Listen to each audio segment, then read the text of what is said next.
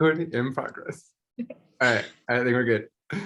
Hello, my name is Will. I am a astrological life coach. I use astrology. I use MBTI, any kind of spiritual or philosophical or psychological wisdom that I can gain to help people to learn more about themselves, learn more about other people. And I'm here today with Willow. Hello, hey. Welcome. So I know I was advertising this on my channel, Will is an astrologist. My name is Willow. My channel is called Lighthouse Tarot. I do videos on astrology, the law of attraction, and spirituality. We have a really special topic we're doing today, and I'm super excited to be here. I've been wanting to collab with Will for a little bit. We're both astrologists, so I'm excited for this. I'm ready. Let's go. Awesome. Yeah, likewise, totally. And our topic is a vast one. It Yes. is the Age of Aquarius. What The is lights just flicker. what's that? I The lights flicker when you said that, so I don't know, the Aquarius energy is like catching in over here. That's awesome. Awesome. So what is first of all an astrological age? An astrological age is a period of about 2000 to like 2200 years or so, and it marks there's a lot of different ways to look at it, but ultimately it marks a time period of growth of consciousness, of particular themes in consciousness. And this next one that we're going into is really exciting, I think, for so many reasons.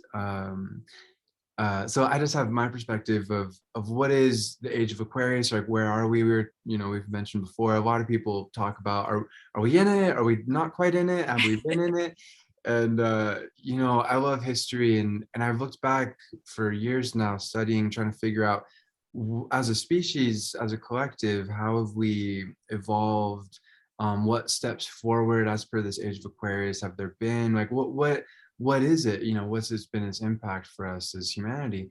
And I look back to the American and the French revolutions in particular, and that focus of freedom, of course it wasn't complete equality, it was just one step forward. There was a lot of hypocrisy there, of course, but gradually I feel like that was like the cusp of the Age of Aquarius, about 250 years, something like that, up until this recent time. And there's the focus on liberation of the individual, rebellion in general, which is definitely part of Yes. and especially for a righteous cause, and freedom, and being able to choose our own lives and direct it. So of course there's so many other things to analyze, but then we can jump ahead, and I think we look to Abraham Lincoln and Aquarius.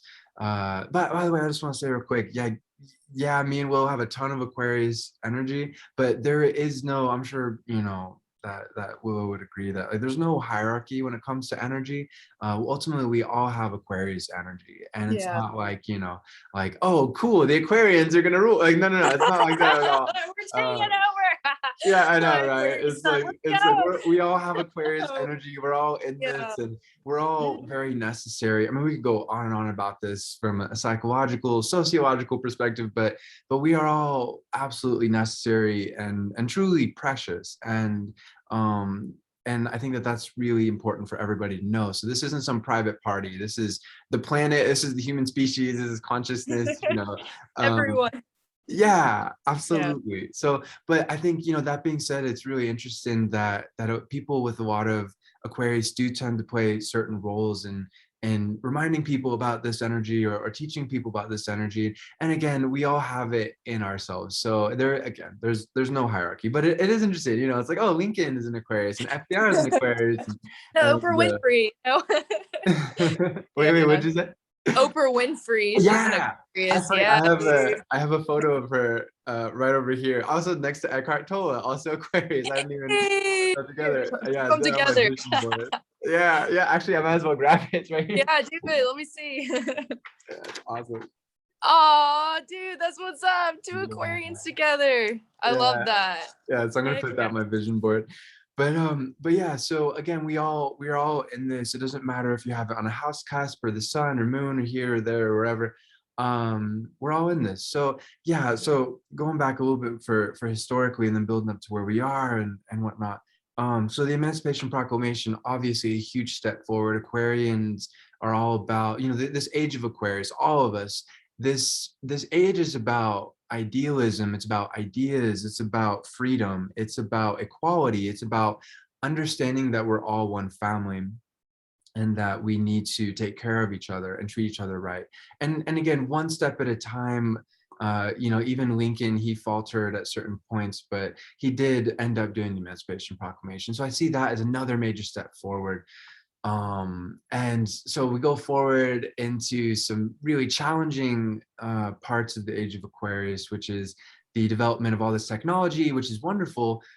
We have the Industrial Revolution, all that's beautiful, but then it leads into the World Wars, and this is like, no, humanity, no, where we're misusing the science, we're misusing Yeah. the technology and trying to kill each other. And eventually we got to a place scientifically, we were like, we can't do this anymore because we will all die. And we've gotten too good at this. Right. So we need to get better at diplomacy, figuring out how to work together, the UN, and whatnot. So then, of course, fast forward to today, all of that time period, we've had such huge leaps forward in terms of culture. I mean, you look at the 60s, the 70s. I mean, the 60s especially, though, there seems to be a turning point as per freedom of self, focusing on higher ideals, again, getting past the war thing. I think that's a really backwards part of our human psyche, of human history, is war and trying to conquer and kill and these things. So thankfully we're moving out of that. Of course, there have been conflicts since then, but not to the scale of the World War. So we are learning some things for sure, Yeah. slowly but surely. But yeah, so culturally, and then with the internet, I mean, oh my goodness, if you told somebody, even like I think of John Lennon, who had Moon in Aquarius, like, before he died, like, hey, one day everything is going to be connected. You can get information, like this little thing right here is a computer, and you can do anything you want in so many ways with it. And he'd be like, what? So it's so exciting that tech keeps advancing society as a whole, how to treat each other. We're grappling with some really difficult issues. And I think that's, one last thing I just want to say on this real quick. Is I think that that's good to keep in mind, that some people, they hear of the Age of Aquarius and they might think, oh, flowers and rainbows, like it is difficult. We are evolving, like we are growing, and I think in the future will be much easier, but we are, to my mind anyways, we've been on the cusp. And I feel like this year in particular, this year is actually something I've been looking forward to for a really long time, because Jupiter and Saturn are both in Aquarius. And that's a very rare thing, I think, in particular for Saturn to be in Aquarius. um I feel like we're at a kind of gateway type place. This is just my perspective. I know different people have different understandings or theories about this. But it seems like we are at a place where it's like, oh, okay, we really need to band together. We need to figure out, and over this last year, we need to figure out this virus. We need to figure out how to unite as a world. We need to deal with some serious issues like climate change and racism and sexism and homophobia and transphobia. And I feel like we're at this place where so much is coming to the foreground, and it can be a bit overwhelming at times. It's like, whoa, we have a lot of work to do, but it's so great that we're dealing with the work. And I feel like over the next couple of years with Saturn and Aquarius, we're going to continue to cement this. To me, I feel like we're going through a portal, we're going through a doorway. And Yes, portal. I like that word. yeah, and it's exciting to see where this goes. So that's my take. Willow, what do you think? Yes. So with the Age of Aquarius, I was looking more like this year type of thing. Thank you for all the historical background, because that makes a lot of sense with the French Revolution. When you were saying how you feel like we're in the cusp, that some of my research has shown it has to get really bad in order for it to get better. Think about like historically, like you were saying, with the British and all that, it had to get where they were taxing the fuck out of us. And we said, you know what? We're going to throw our tea. You know what? We're going to take our freedom back. So I'm getting that with the Age of Aquarius. Maybe this year, maybe next year, things are going to get really, really bad before they get better, because it takes a community, all of us, to stand up to actually change society, to actually build a different society. And I wrote something earlier at the Age of Aquarius because I was thinking this. So you know how, okay, so historically, right, we're in the age of Pisces. We just came out of Pisces, correct? That's what Yeah, I that's heard. correct. So yeah, Yeah. so Pisces, our old society, I wrote, it's kind of hard to see. I'll try to get a little bit more light. it's a Oh, I it's a like it. house. It's a house. So this is our old society. We live in a material world, right? At the very top is the man. This is the guy, Uncle Sam, and he's like, he has all the money. Then there's us. There's us, middle class, lower class, whatever class. We're getting the breadcrumbs. We're sad about this. And then it's a cycle. We end up getting sick because we're overworked, we're stressed. At the very bottom, we have less power. We're working jobs we don't care about. We're barely getting any money. And then we trade in this money for no time, and we retire, but we're old and we can't even enjoy our lives. So this is kind of where I see us right now. We're in this old society. This is something I wrote today, new society, how I would like it to be. So I did a triangle because the triangle is the divine feminine. At the very top, I said, okay, in our new society, we would like financial freedom. So I see that in the Age of Aquarius, we're, instead of prioritizing money, which we always need that for shelter, but I'm saying knowledge, ideas, creativity, Age of Aquarius, and also the trade system. We could actually go to Bitcoin. We could go to not even having physical money, everything being online. And then the third thing I would say is everyone is happier when they're trading and shining and in their creativity. And this kind of happened to me today, dude. This happened to me because I feel like this is more efficient if we trade. I had a subscriber, her name was Kendra. Shout out to Kendra, what's up? And I was doing a live, and she's into acting. I have something she needs. She has something I need. I know about the law of assumption. Whatever you assume to be true is in fact true. You can have people treat you differently, give you gifts, manifest a house, whatever. She said, hey, Willow, can you help me with the law of assumption? And I was like, yeah, I'd love to help you. And I was like, can you help me with acting? I want to audition. You're already a successful actress. Can you help me? We had an energy exchange. No money was traded, but she gave me knowledge, ideas that I needed to impact my life. I gave her knowledge, ideas to impact her life. So I feel that Age of Aquarius, we're going to start to prioritize more our ideas. And okay, you have something I want, acting, cool. You're known in this. I don't have to do the research. You give it to me. I'm good at law of assumption, law of attraction. I give you my research. Bam, trade. So that's just something I wrote up today. That's how I feel at the Age of Aquarius. Let me know how you feel about that. So yeah. Totally. I think that's beautifully, I feel, on point, because that's something that, we're very similar in age. I'm born 91, you're born Yeah. 95, and Yeah. we've seen throughout our lifetime, I've been, it's soul crushing in a respect of I'm university educated. I have 2 bachelor's degrees, and the idea of this so much, really, but like the idea of having to pay out the nose to just want to better ourselves and contribute to society, to contribute to spaceship Earth, which I think is a wonderful Aquarian concept, created by Buckminster Fuller. I don't even know how long ago, maybe 70 years ago, something like that. But this idea of like, here we are on this planet, we're all crew, right? Like we're all supposed to help each other, just like you were saying. We're supposed to give each other skills, ideas, etc., in an equal energetic exchange, and we all are all the better for it. We help each other Yeah. survive and to thrive. We're that one family of individuals, and we each have our own path, and it's all good. Like, some people, like, it doesn't mean you have to like everyone but as part of the family, but like, like respect, trust, love, kindness, that's important. But yeah, that's such I think that you hit upon something that is really key, that is part of this age, which is technologically, kind of going back to history to go forward, Yeah. technologically, we've been advancing so rapidly that we've made so many jobs that before were necessary obsolete, because with robotics we can make it all the more efficient.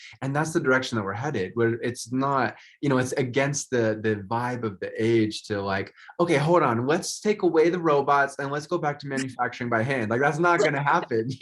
And that's So, okay. I think what we're in, especially with like this year and the next couple years, is with these particular transits of Saturn and Aquarius and Uranus and Taurus squaring each other in relation to the Earth. yeah, And it makes this tension where it's like, okay, hold on. We're richer than ever as a world, in particular the post-industrial world. Obviously, there still has a lot of work to be done to make more equitable the tools for progress. But there's the internet, there's so much possibility. There's so much possibility to create, yes, your own job, and it's a beautiful thing. I mean, I've done it myself for the last 10 years, being on the internet and having a job is just, it's unreal. It's so many more possibilities, so much more freedom, yeah, more beautiful things. But it's a lot of the world's workforce is not transferred over there yet, and that's not their fault. It's just been, it hasn't been necessary to a certain extent. It's, the tools haven't been available. There might be like needing retraining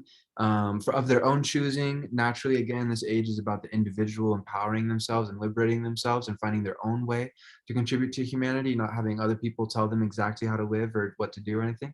yeah, But yeah, we are at an interesting time, I think, especially for this last year, because this concept of universal basic income, of okay, technologically speaking, we have so much wealth, we have so much capability, we're able yeah. to create so many different things out of the Earth's resources for our needs.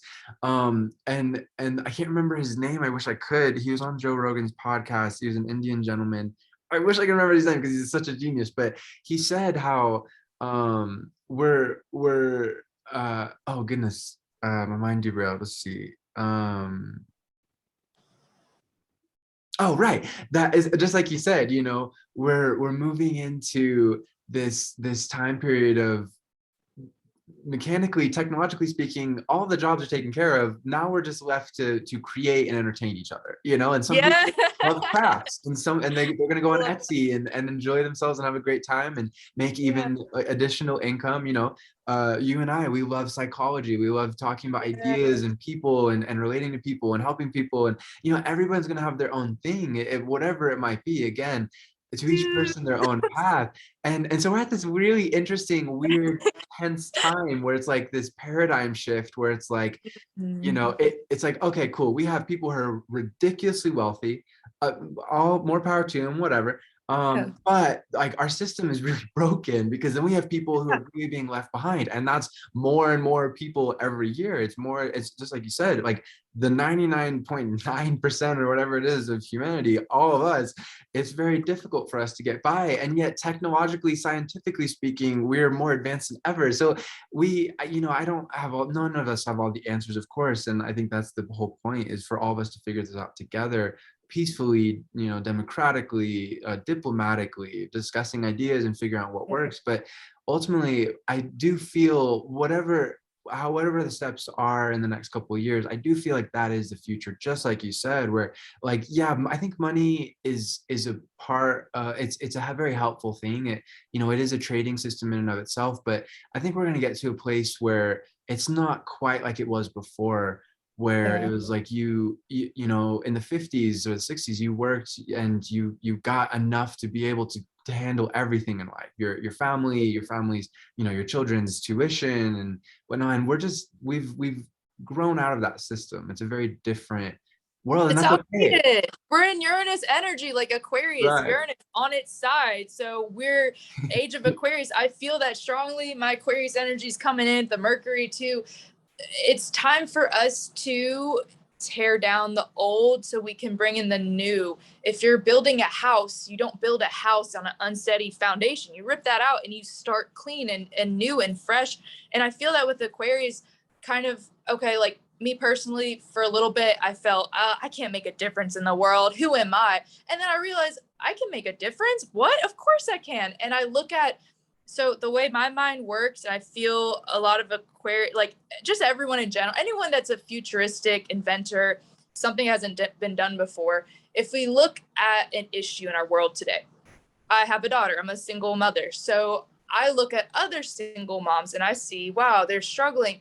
Instead of trying to help one single mom for one day, I'm going to look at the higher perspective. I'm going to say, okay, you know, you can give a man a fish, but if you teach him how to fish for life, he's good. So how can we solve this? And I would think, okay, well, why don't, instead of just giving people money, why don't we teach single women how to be financially free? Why don't we teach them business, finances, so they're not being manipulated by partners, by what they're not just taking whatever comes at them?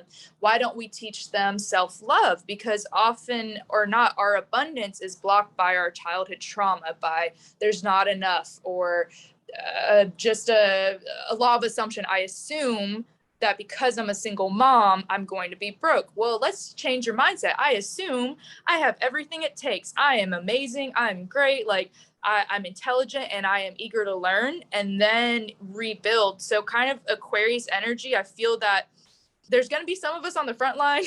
Some of us like, let's go. We need some leaders. We need everybody. It doesn't matter what you have in your chart. If you embrace the Aquarius energy, you know, I'm weird, I'm strange, this is a good idea, I'm going to pitch it, and then the other people are going to flow with it. And also Leo, we haven't even talked about Leo, like the 8-8 portal. If we're all the star of our movies and we're the star of our lives, then we show other people it's possible. And then other people start saying, well, Will can do it, Willow can do it, what can I do? How can I, you know, create something that is my passion? Oh, I'm starting to make money off this, cool, well, why don't you do it? And it's a ripple kind of thing. So combining the Leo and Aquarius energy, I feel it's going to be beneficial. So I just had to get that out. I was like, ooh, I had a lightning bolt of epiphany. Yeah, well said. All of that. Beautiful. Totally. Um, and yeah, absolutely. Leo is the partner energy for Aquarius, and Yeah. we're so of course like Aquarius energy is kind of more the foreground, but Leo is absolutely there. It's absolutely part of it, and I feel like that's really the best of what this age has to offer. Again, is like all of us being able to shine in our own right, and yet uniting as a collective, not getting caught up in our ego or anything like that. Right. Just be able to really, just like you said, ideas and ideals guiding us, first and foremost, and really, I think, questioning everything of what is Yeah. possible, like truly, like why is that impossible? You know, maybe there are good reasons that we shouldn't go down that path, but let's discuss it, let's figure it out, because the possibilities, I mean, even this right here right now of us being able to be like connecting visually, audio, you know, we're recording, and then that with Right. other people around the world. Not It's even in the same state. unreal. That's crazy. That It's does a, blow my mind. That's how I yeah. felt the first time I did a meeting like this, and it was a video. I was like, wow, the internet is insane. It's insane and it's beautiful. And it's, I don't know. And I kind of get the age of Aquarius because Aquarius is an air sign. Things are manifesting really fast. So I would kind of tell, you know, kind of like self-awareness is key with the collective.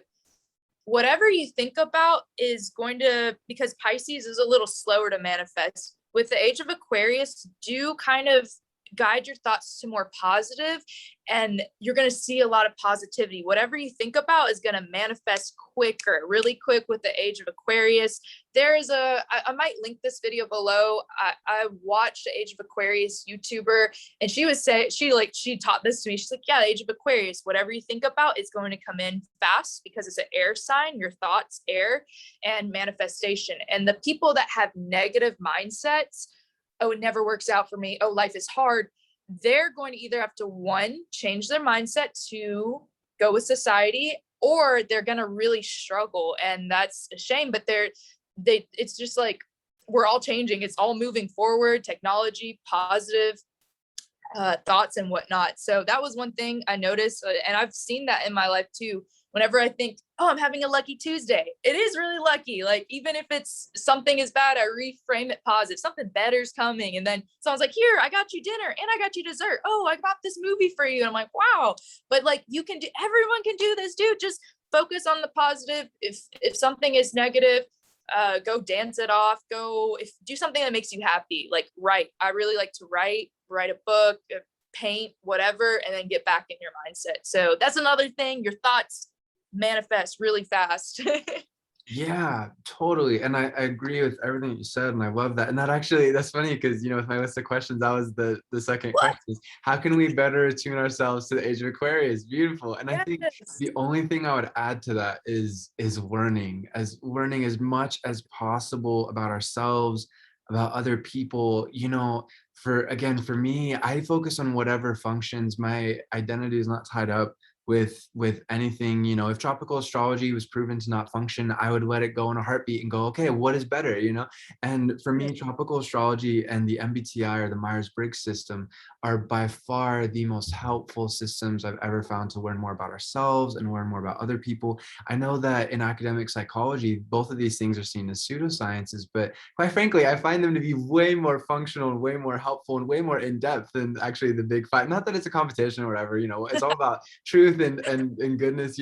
But the big five, which is used in academic psychology, just makes me laugh because it's like, that's like, yeah, okay, I've taken the test, it's interesting, it's helpful, but like, you know what it is to be an ENFP? Like, can you tell me about that? Because I know so much about it, and it's so great. Yes. And like, to learn about every single type, and to learn about every Right. single astrological energy, and the Yeah. transits, and to each their own. I have a lot of air energy. Will has a lot of air energy. So for us, like, oh, astrology, hell yeah, psychology. There's so many different ways, though. You could approach it more in a spiritual dimension. You could approach it more in a neuroscientific dimension. All these things are valid as long as it's teaching you more about what it is to be conscious, to be consciousness itself. I think that's really the key. As Eckhart Tolle, again, Aquarius, says Yeah. so often, like, really the key, it all comes back to the same thing. Just wake up. It's that simple. We don't have to be anybody other than who we are. We don't have to do anything other than what we feel passionately drawn to do in the world. It's just, hello, I exist. I'm here. Breathe. Let me really take it in. Let me savor it. Let me focus right here. And yeah, we can think of the future, we can think of the past, but ultimately, let's stay focused and relaxed, and just settle into consciousness itself. And again, to each our own path, to each our own mission in life of how to give to spaceship Earth. But I think that the more, just like you were saying, the more we do those things and the more we learn about ourselves or others, etc., that is the best way to attune ourselves to this age. And I know that it can be really chaotic, again, with these different things that are going on in the world, these kind of growing pains. It is very difficult, birth pains in a way, because I agree. I do feel like we are in the age of Aquarius now. Like, to just from my perspective, again, to each our own, but it seems like, I agree. I think it's this year that it's like, That's oh, how I feel. we're here. Okay, Yeah. again, we're still on the cusp. We will be on the cusp for several more years, maybe even decades. But just like you said, I mean, even being like in the age and on the cusp, like of the near past being the age of Pisces, like, that cusp area between the two. Man, so much. I think of technologically, like, as much as this is advanced, this is also like so antiquated for what's going to be here in like 5, 10, 20 years. When we have like the chip, Yes. obviously with enough study to make sure it all works out functionally and whatnot. We're not looking. I think that's what's cool about the Age of Aquarius is we're not looking for a dystopia. That's not the vibration, and I don't feel like that's where we're going. Obviously, we always want to be cautious, but when I hear, for example, like Elon Musk, who actually is the third question I want to go into, is we'll get into that in Yeah. just a moment. But I hear individuals like Elon Musk, who has Mars in Aquarius, and I feel like in so many ways he's very in tune with this age. Talk about Neuralink. I'm like, yes, that's the idea. Okay, we need to do it right, and he knows that too. Like, obviously it's like, okay, let's make sure we get this right. We don't want like 1984 dystopia, but ultimately, again, the vibration is like, how can we evolve? And oh my goodness, like, to imagine even 20 years from now, like, oh wow, we carried a brick around. That's so strange, how antiquated. It's like now it's like, we're having conversations without even speaking. And of course, like, we'll still be human, we'll still have everything else. But again, I think that's the whole point of the age, is we're going to be growing as a species by leaps and bounds, and we're all part of it. We all get to decide, what evolutions we support and what evolutions we say, like, maybe we need to be careful or whatever. But I feel like overall, looking at even just the recent past with the internet, it's become such a beautifully democratic thing. It's such individualistic thing where it's like YouTube is free. Like, yeah, that you know, you can Yes. pay for stuff, but yeah, it's like it's available. You know, Zoom is free. All of these It is. things are just available.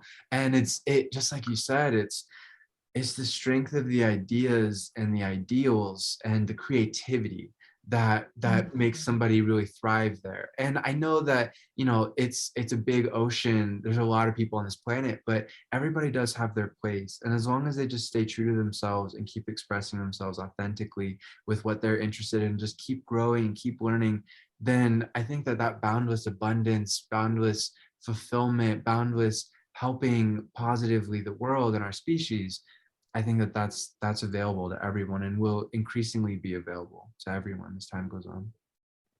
I feel that, man. I felt that right in my heart chakra while you're talking. I was like, oh, wow, that's so nice, dude. I feel that. That's crazy. No, 100%. I agree with all of that. I agree with us, you know, honing into our creativity, what makes us come alive and prioritizing that. And that's interesting. I'm going to go back to my little drawings. So for the future, I'll just go into this first and then say the second thing I was thinking. So I see with the Age of Aquarius, we're spending less on physical objects, Lord, but more, I could see us spending more time on small businesses and supporting others, because Aquarius, that rules community, the humanitarian, empowering others, using the law of assumption skills. So I wrote, what do we really need to be at our best? So I wrote, what do we need to be at our best, right? So I'm thinking, okay, this is our society. We all want a slice of the pie. We all want a slice of the world in our pie. So what do we need to be happy? So I put health. Health is really important for us to, you know, record this video. I had to eat dinner to be at my best. If I skip dinner, I'd probably be like, oh, wow, the lights, I can't. And eating clean. The second thing I said is believe it's possible to make a difference, because when you believe that, you know, Oprah Winfrey, I really like her as an Aquarius. She was, you know, sexually abused when she was really young. She came from poverty. Her mother didn't want her. Her grandma, you know, raised her. They fired her from a TV show. They said, you're never going to be on TV. You're blah, blah, blah, blah, blah. And then she said, you know what? I have a mission and I have a voice and I am going to change the world. She did her own thing and she started nonprofits, started school. She does Oprah, come on, can we say less? But with that, I feel we need as a society, okay, we need to take care of our health, believe that it's possible to make a difference, live your passion, self-awareness, like you said, self-awareness, always learning, always striving to ask why, to better ourselves, but really just to figure out, who am I? Why am I here? What am I doing? Type of deal. Use your voice. And I put friendship, because when you have a friend, you know, with Aquarius, friendship, when you're chasing after your passion, someone says, I support you, I care for you, that's coming too. The last two parts of the pie are recognition, respect, and encouragement. Because when you're doing something and you're creating, say, a YouTube video and you receive recognition, maybe you don't receive 5 million views, but one person says, hey, you're doing a good job. Someone did that on my thumbnail the other day. They said, this is the best thumbnail I've ever seen. That made me feel like, you know what? Yeah, this is great. And I felt very appreciated. Therefore, I'm going to do better with each one, right? And then the last one I said is beauty. We all desire and function the best when we live in a beautiful house, a beautiful environment. So I see that kind of like, if we focus more on this instead of our old mentality, I need a really big house, I need the white picket fence, I need marriage, I have to have a partner or I'm failing, I need to have, you know, a career that makes $1 million. Instead, okay, I just need my health. I need to believe it's possible. I want to live my passion. I want to use my voice. I want to be in a beautiful environment, receive recognition, respect, and have friendship, right? That's what I feel for the Age of Aquarius. So I kind of wrote that down. The second thing I wanted to ask you, do you feel like this year and the years to follow, we're going to kind of invent some new things, the Age of Aquarius? Do you think that we might not even need phones soon, right? I know you kind of touched on that, because I've been getting a lot of interesting ideas lately and feeling like I need to act on these, get ahead, get all the money from it. I don't know. Just change the world, right? Yeah, the real value. Yeah, beautiful. I agree with all of that. That's a great question. And I just want to say real quick before I forget is the friendship aspect of it. I think that's something that's so cool about Aquarius energy is it's able to be friends with everyone. That's a key theme for Aquarian energy is tolerance and being able to again see through these superficial barriers. It's so exciting. Again, this is present for everyone. This opportunity is there for everyone.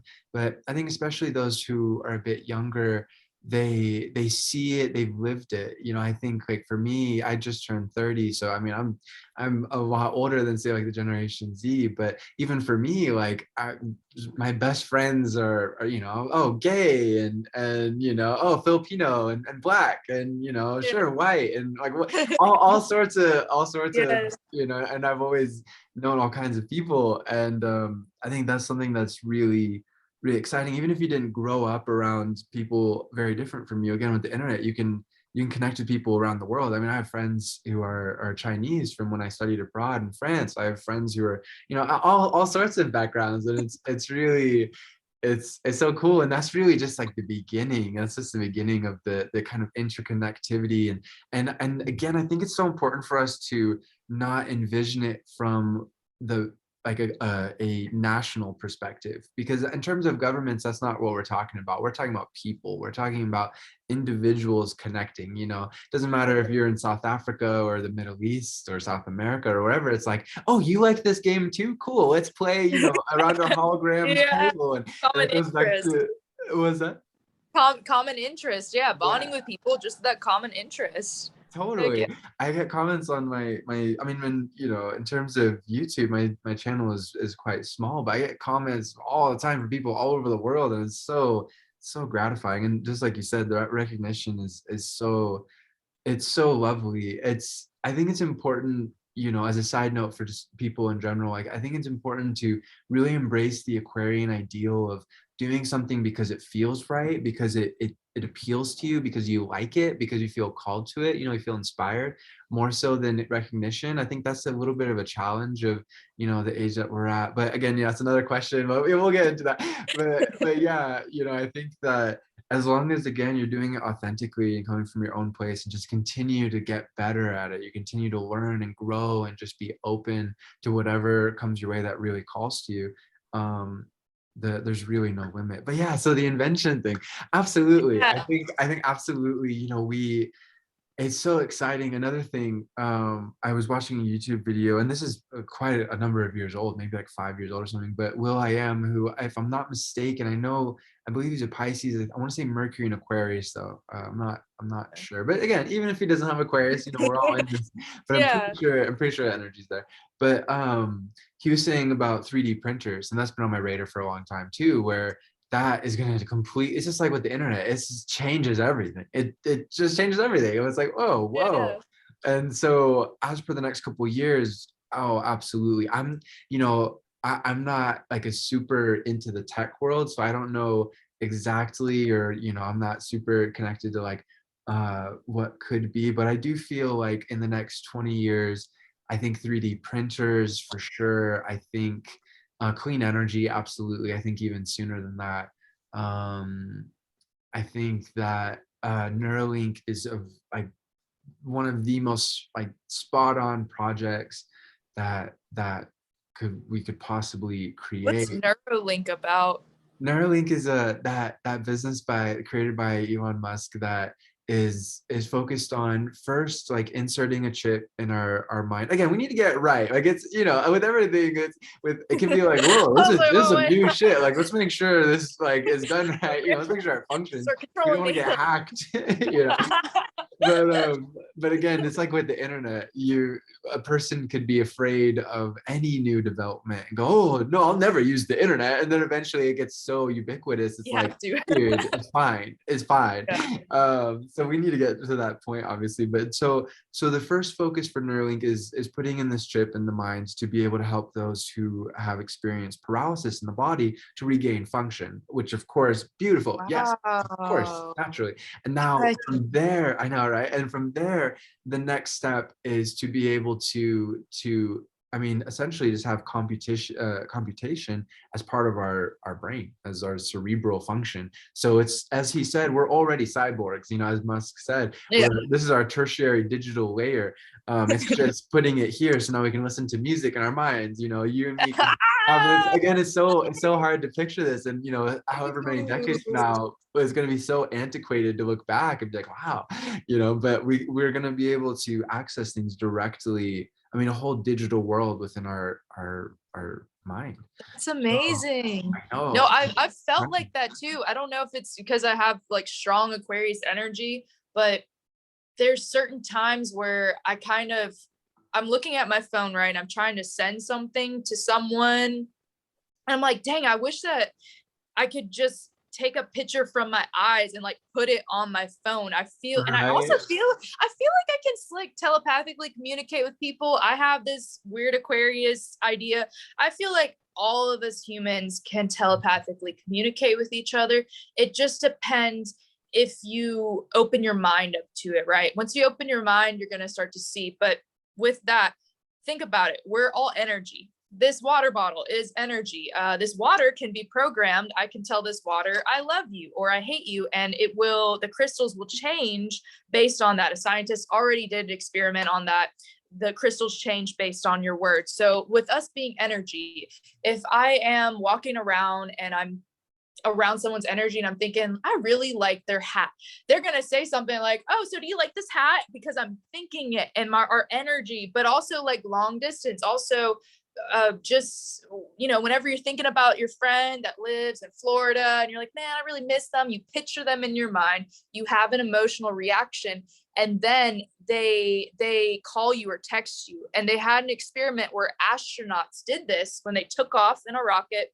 They went to a different planet and someone thought about them, and then they measured how long it took to get them, and it was almost instant. It was a few seconds, and they even read off numbers. It was crazy, man. It was crazy. So I believe we can all telepathically communicate. I feel that Elon Musk, with that invention, that's exactly what I was thinking. I was like, man, I just want to like show someone with my eyes.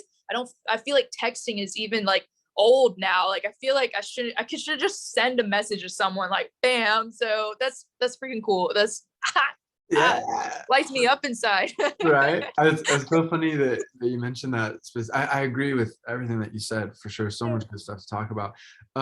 That I agree. You know, it's funny that you say that, because he said that too, specifically about texting. Like, the data input method is horribly inefficient. It's like you're using two fingers. I mean, you know, even typing as fast as we can become, it's just different to give it, you know, like, okay, cool. Or, you know, Yes. here, I have this concept, I have this understanding of how the solar system functions. Here, would you like to accept it? Airdrop? Okay, cool. Oh, now you know. Cool. Oh, you know this, you have the kung fu, you know, it's like the Matrix.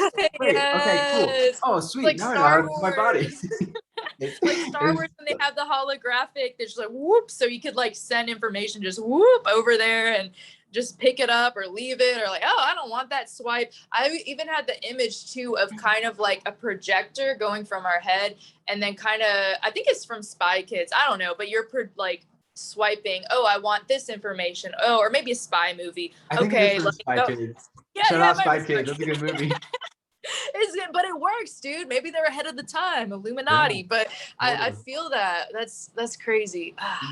So good. Inventions. And Got I it. think that's such a key thing for the Age of Aquarius is technology. I mean, we've seen really nothing yet, and that's incredible, because what already has been created. I mean, even just this electricity, and I know, like, you know, it's not super clear, like Thomas Edison and whatnot with electricity, but he was an Aquarius too. Fun to mention, you know. And it's Yes. like we've harnessed the power of the sun, and we have. I think that's, you know, going back to what you're saying about that telepathic connection. And I think there's so much to study. There's so much to learn. We know so very little.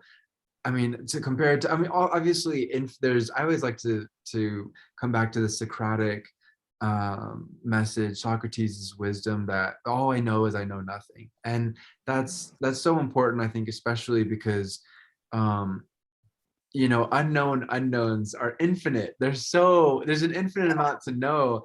And even what we know that we don't know is so vast. So what we don't know that we don't know, as per everything, and especially when it comes to perception, and I totally agree when it comes to energy and being able to influence each other, we absolutely, or to be able to guard ourselves, like, oh no, okay, or Hmm. I don't need Yeah, that, your I don't need that aura. negativity, it's cool, like that's very real. And for those who don't focus on those things, not to be superstitious with it, some people get a little carried away, but ultimately, like, it does make a difference, and we can connect, as just like you were saying, away from our five senses. And Jim Morrison comes to mind. He had Sun and Mercury in the house of Aquarius, and he's one of my favorite artists because I feel like he embodied both the Leo and Aquarius so well.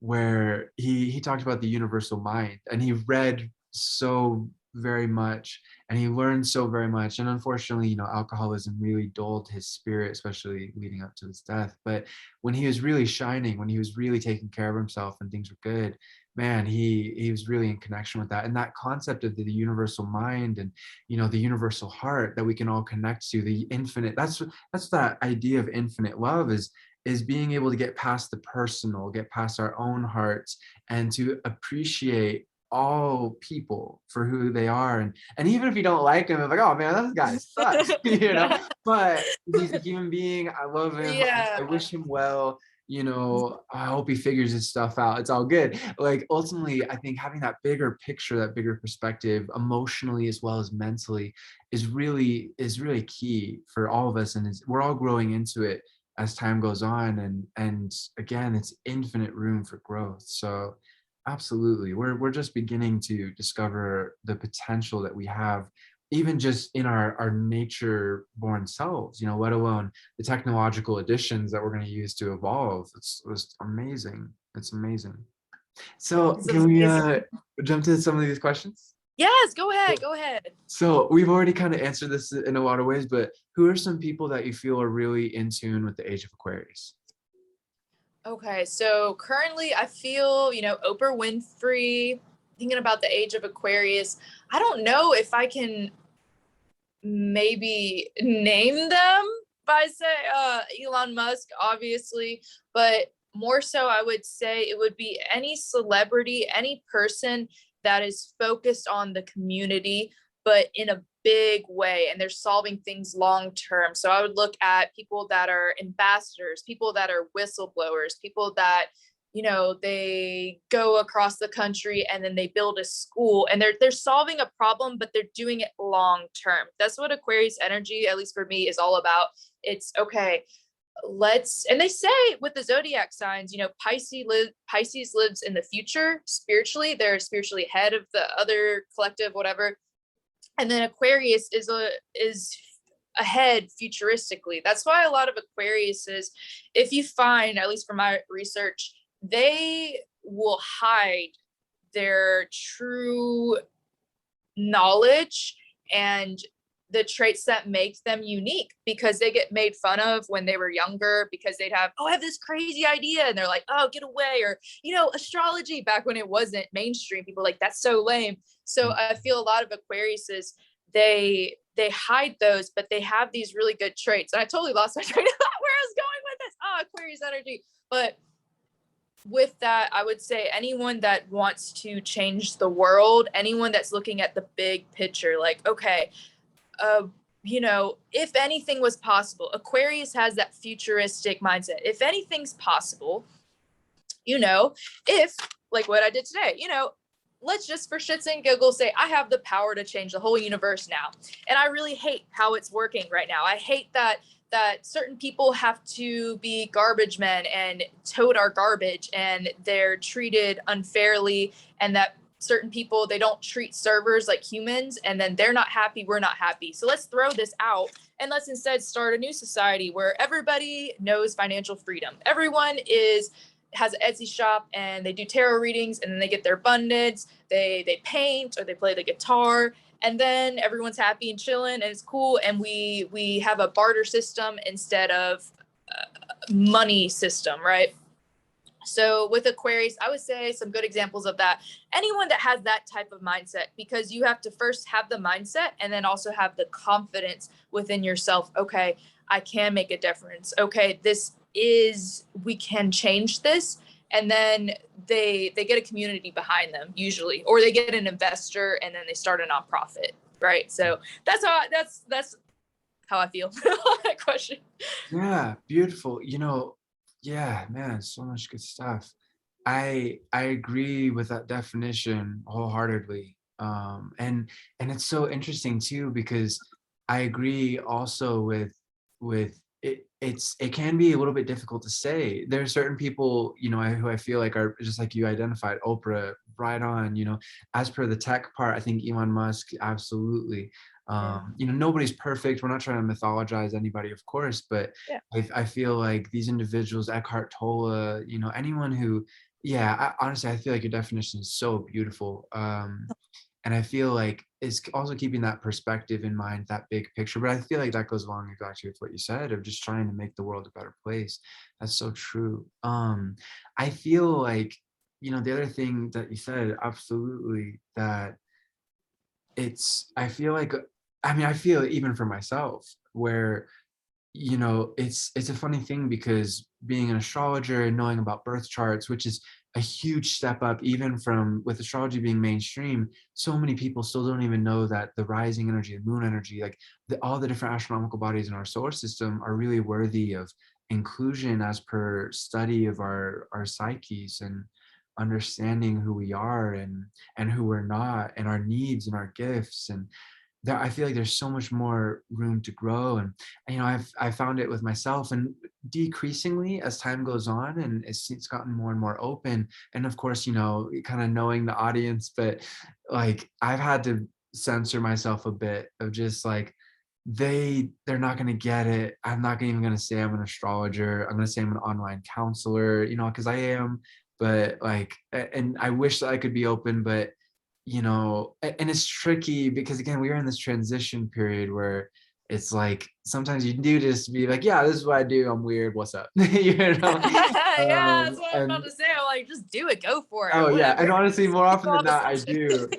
And more often than not I do, especially being around people for a while. But yeah, it does. I'm really happy that it feels like over the next couple of years and beyond, there's that room for people to just be themselves and to express Yeah. themselves and to offer what they have to offer, and for us all to be able to grow, to be able to be more tolerant and understanding and appreciative. And yeah, I so beautiful answers. I agree. And I do feel like more people who have been doing this good work, um and have had that self-knowledge, will continue in the future. Will have the timing will be right for them to be able to publicly manifest that, and that's Yeah. a really exciting thing.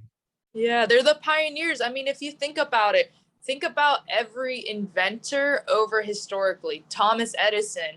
I believe the story with Thomas Edison when he was formulating the light bulb. Oh, actually, no, that's someone else. Okay, the Wright brothers. With the Wright brothers, they didn't have the funds.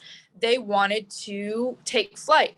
They actually hired somebody else and they gave him a couple grand and they said, yo, we want you to be the first one to take flight so we can get the credit for it. We're going to invest in you. And they put a lot of pressure on this guy and he didn't do it. But the Wright brothers, they persisted because their intention was not, I don't want money, I don't want fame. I want to change the collective to make things easier for everyone. So at the Age of Aquarius, you're going to, if you're an inventor, if you're doing something saying, you know what, I do tarot readings for free and for free. No, I do tarot readings as an energy exchange because I believe it can change your life. And I'm strange and I'm weird, but this is what it is. people are going to say that's crazy, you're out of your mind, nobody's going to buy this, this isn't going to change anything, and you are going to just like, but then they do, and that inventor, finally the thousandth time they invent it, and everything changes. So I feel like the age of Aquarius, some people, if it's your passion purpose to invent something, you're going to be the first one. So don't be kind of swayed by people that are rejecting you and projecting their fears. If you're getting rejected, if people are saying you're crazy, you're out of your mind, good, you're doing something different, you're onto something there. So I feel we're going to have a lot of inventors. I've been feeling this Aquarius energy, like, you know what, let's go, you know what, let's go, like little by little, and kind of looking at the world. Oh, and one more thing before I close off here. I have noticed, so I feel with the age of Aquarius, if you're a humanitarian or you're interested in that, the difference between you and someone else, some people, they only help others because they want to feel validated, right? They give $5 to someone that's homeless, and then they record it. They're like, look at what I did, yay. Whereas somebody that is a true leader, a true humanitarian, they see a problem and they solve it, and they say, I'm doing this from an act of selflessness and purpose. I'm doing this because it's the right thing to do, because I want to solve this problem. I don't have to record it. I don't have to have someone give me an award. I just want to solve the problem. And I feel that separates, because I've had some things happen personally in my life, and I'm like, wow, why doesn't this person just help for the sake of helping? Why do they only go to a certain point? Oh, it's because they want something from it. And I feel like with leaders, really good leaders, they do it because, one, it's their passion, and then two, they have a certain selflessness. It's not possible to be completely selfless, but their intention is so broad, like, let's solve the problem, let's do it, I don't care, they're doing it for the right reason. So that was the last thing I was about to say. Age of Aquarius, yeah. A lot. Yeah, beautifully said. About leadership, that's something that I've thought about for a long time, and I've come to the conclusion that leadership it's not as glorious, as people make it out to be. And whether you're leading other people, or just like you said, leading as a pioneer with an invention, there's that real I feel like it's more like being a servant in a very humble, beautiful, like a spiritual servant of, I'm leading these people, I care for them, I want to bring out the best in them, or this idea, I'm leading this idea to fruition to help people. There's a very real sense of humility and service in being a leader and in taking care of people. And it's not about being out front and looking good. It's about being there for other people and bringing out the best in them and bringing out the best in yourself as an example for their sake and for everyone's sake. And I think that's something that is really important for all of us, because with this age, we're all going to be shining, we're all going to be leading in our own particular way. And I think that's kind of going into one of the questions, like, what is a great challenge with this age? And I think that's probably one of the biggest challenges, is when people get caught up in the Leo Aquarius part of, I want to have the most followers. I mean, it's, if you have a good intention, if you have a positive intention, beautiful, then it's all good. Yeah. But again, that intention is more like ideal based. I want to help people. I want to greatly help people around the world. Not, I want to have the most followers, I want to have the most money, I want to have the most whatever. That's self-defeating. That's not in tune with the age. That's the shadow part of the age, in fact, where it's like, yeah, you can get a lot of attention these days on the internet for doing all sorts of things, but is that bringing out your best self? And it's not a judgment, to each their own, to figure out their own path. But you can tell with certain people where it's like, oh man, they're they're just fishing for that attention. They're not taking care Yeah. of themselves. They don't maybe know themselves as fully as they could. They're not really like offering and contributing what they possibly could. And again, no judgment. It's just it is what it is. Analytically speaking. It's not long lasting Yeah, either, because yeah. I've fallen in this energy a few times too, like, oh, like I got so much praise for this, I want to do that. And then, because sometimes when you have Leo in your chart, I have a Leo moon inside Real Astrology. I was doing a birth chart for someone, learned all about Leo moons. They put their heart into their career and their passion, more a little bit different than a Leo sun. Leo sun's like, look at me, I'm amazing. Where Leo moon's like, look at this beautiful piece of art. Isn't this great? I made this. It's the art. It's not me. And then people say it's a great piece of art. But the issue with that, the challenge, like you said, what if your art doesn't receive validation? What if no one likes it? What if it gets one like? It's cool and it's really nice to receive encouragement. We do more for people when we're encouraged with praise versus criticism. We actually do a lot worse. We get insecure. But with that Leo, I feel if you're posting stuff, I want all this, it's not going to last. You're going to feel really empty. But if you say, you know what, I'm doing this because this is my passion.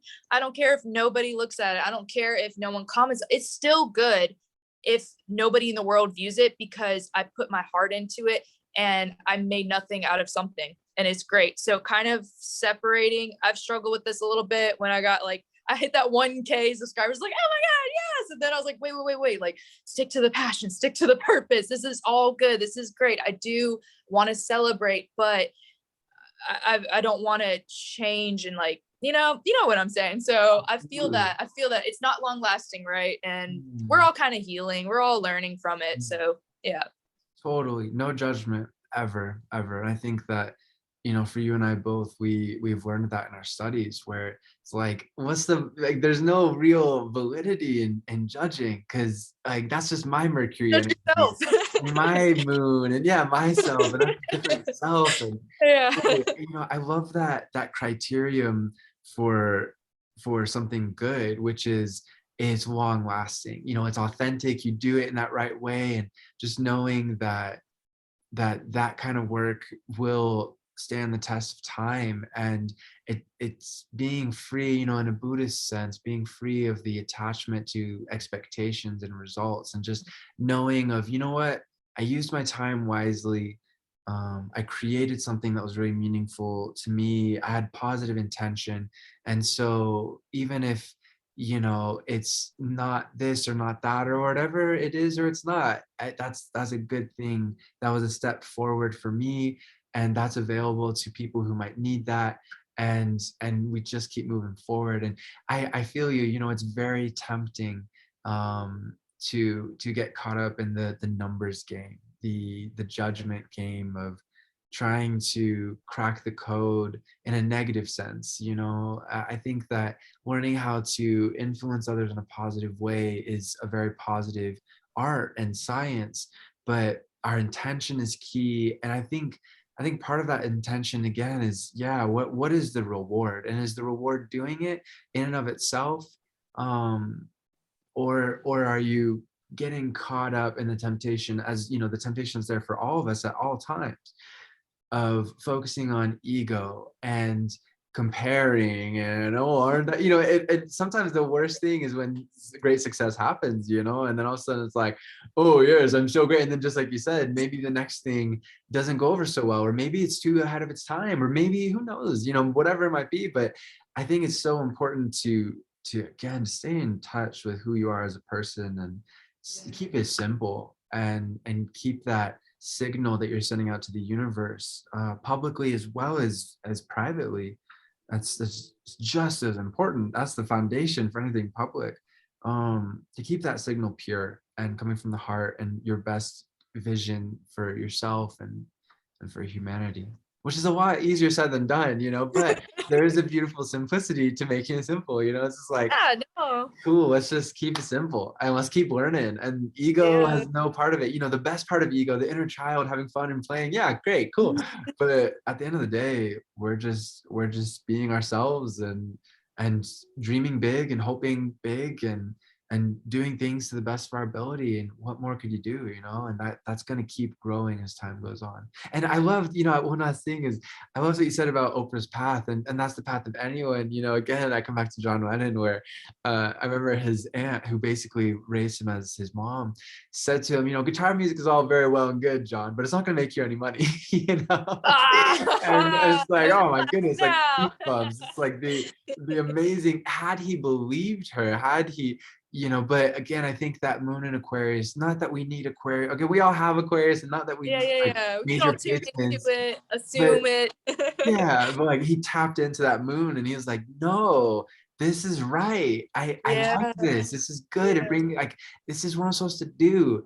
And I yeah. mean, you know, it's Beatles. So. I love that. No, what you just said, that's what I'm supposed to do. That's Aquarius. That's, I mean, just that vibe for the rest of the year. If you're doing something and people tell you, I don't know, blah, blah, blah, this is what I'm supposed to do. I feel, and I kind of wanted to rack your brain on this as well. But okay, let me finish this thought first. My Aquarius. This is what I'm supposed to do. This is my purpose. This is my passion. For a long time, I started my YouTube channel because I was depressed, man. I was depressed. I didn't know what was going on. I learned about spirituality through a tarot reading. Then I learned I had a gift. I read 7 people's cards in a row correctly that I never met, knew crazy personal information about them.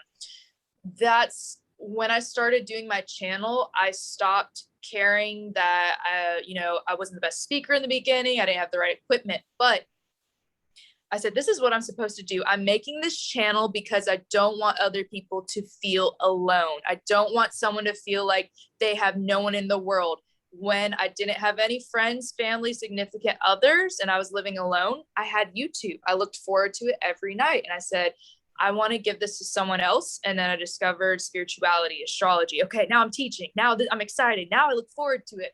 So having that, knowing this is what I'm supposed to do. This is my purpose. This is my passion. Fuck yeah. And then the other thing was, do you feel with the Age of Aquarius, we're kind of like mending together futuristic Aquarius energy with spirituality? Because I've been kind of getting that sense, tuning into like Cancer energy, feeling intuitive. I need to move here because I feel it's right. I need to pursue for this job. I feel it. But then also using your logic. Okay, how can I learn everything? How can I use my resources? This notebook, this Zoom, this app, this portable charger I'm using so my phone stays alive for the whole meeting, right? So kind of, do you feel with Age of Aquarius, is it just going to be logic, humanitarian, or are we kind of mending the spirituality together with it? Beautiful question. And I think we both already know the answer. Of course. Yes, absolutely. Yes. And I think that, Yes. I think that, oh man, so much good stuff there. Absolutely. And I think that that's something that, oh man, so many good thoughts. I think that helps. And I think that that's really the key for us to be able to handle all of these technological advancements. And I think that's the other challenge with this age, that thankfully I'm eternally optimistic, but I do feel like it's, oh whoops, sorry, Good. is We're founded. sending a message. Feel that. It's sorry, let me just turn that alarm off. Cool. It's, I feel like it's founded on a practical understanding of where we are and where we're going. Overall, there might be certain individuals that might be not as connected to the spiritual part of this, the humanitarian, the idealism, that bigger picture, the emotion, that greater heart, as well as the greater mind. But I do feel like as a whole, as we technologically advance, we need to advance. I believe it was Einstein who said, I believe, I can't remember exactly, but essentially we need to be able to develop ourselves spiritually, as well as technologically, because we have technological means without the wisdom to utilize them, without the maturity of purpose and understanding of ourselves and the universe to be able to use them. And that was, about 100 years ago, maybe a little bit less. And I think that's something that is very natural for us. And I think that's something that is so interesting, that we can learn with the internet all of the different perspectives culturally and amidst all these spiritual traditions. And I think as great as that is, we're also we're also, the vibration of this is past any kind of boxes. It's past the box of race or nation or particular tradition. As much as we might be founded in this one culture or another or whatever, this greater spirituality is humanity, is love, is vision, is idealism. And yeah, so absolutely, I think that it, thankfully, it seems to be a part of it. um and thank goodness, because without it, I think we would have been dead already, with all Right. these No. bombs and these Yeah. capabilities. Something that came to mind, I don't know exactly where the direct link was, but was intuition. We all have intuition. Certain individuals are much better at navigating the material realm and utilizing common sense. Those individuals are not myself. For example, I like live in intuition, but again, we all have it. It's just like, it's, I think Aquarius and intuition go together. And I think probably the John Lennon thing brought that to mind, where it was like, I think it's so important for all of us to strengthen our intuition and to focus on consciously developing it, because that is connected to so much of what we were talking about tonight, where being able to see something in our mind's eye, to imagine it, and to Yes. go off of what we feel. I think that's where it came in. Where that there's that this feeling. I don't really know exactly why, but I feel like I'm supposed to do this, or I feel like so and so needs me to reach out to them, or I feel, it's Yes. so important. And I Good. think it's going to continue to grow in all respects. Whereas, as per interpersonal connectivity of being able to be greater and greater friends to each other as human beings, as well as what do we need as for inventions or art or whatever it might be. Yeah, that intuition, being able to see what isn't there and to create it, to manifest it, is really wonderful. Yeah, I feel that. I feel that it's your inner compass, because you have the intuition, and then you have the law of assumption, which Neville Goddard coined in 1920, I believe. Have you heard of Neville Goddard? Are you No. familiar with? Oh, Okay, did he invent rockets, or is that somebody else? man, I don't think so. No, I don't. I think that's someone different. But look, okay, so he in 1920 he was a businessman, and he was walking by a building. He wanted to buy it, but he only had a nickel to his name. Another guy walks behind him. He said, "Hey, do you want me to buy this building for you?" And he said, "Yes, I would love that, but I only have a nickel to my name." He said, "Well, how about I give you a loan? All you have to do is sign here." And he said, "Well, how am I going to do that? I don't have any collateral." He said, "That's okay. Just pay me back within 10 days, or 10 days, 10 years, and then 2% every year, and we're golden." He signed it. He got it. His business started booming after that man died who gave Neville that building. He left him $150,000 tax free to him, as well as several houses. So not only did Neville have the business, the $150,000 and houses, he had everything. But the point of this is the law of assumption. He coined this phrase, which is like the law of attraction.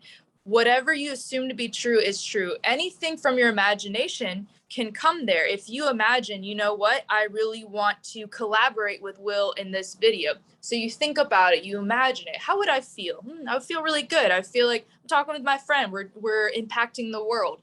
Also, then you take some action. He was walking by that building. Bam. I feel like I took action. I went on a whim. I left my friends. I got this hotel. I said, you know what? Whatever happens, this is a good place because I can work here. I can relax here. I can audition here.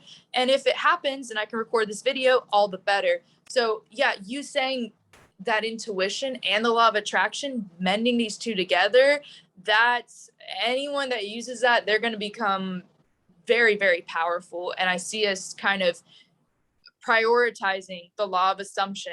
Your thoughts do create things, whether that be good or bad. That's up to you. If you want to overthink about the good. Don't overthink about the bad, because the world matches your vibration. You are the world, dude. Just so many good things. It's it's great. But yeah, that was really cool. Law of assumption, intuition.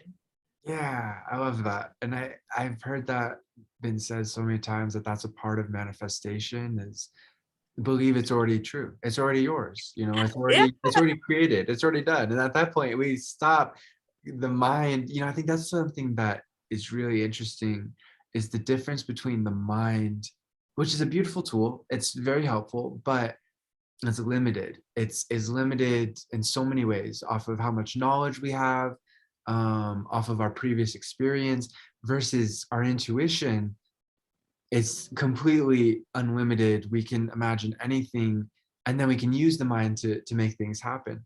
But when we're caught up in our mind, we we get limited again. We think we know so much when in fact we know so very little, and Yes. it gets in the way of our deeper spiritual knowing and manifesting practice of creating, of no, I already created it, so I just need to, like, follow through and, like, spend some time with it, and, like, be practical and okay, what's my schedule? Okay, cool, and there we go.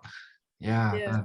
that's so, it's so important. It's natural for everybody to have these intuitive hunches and these visions for themselves, for humanity. Some people are not as interested in it. That's totally okay.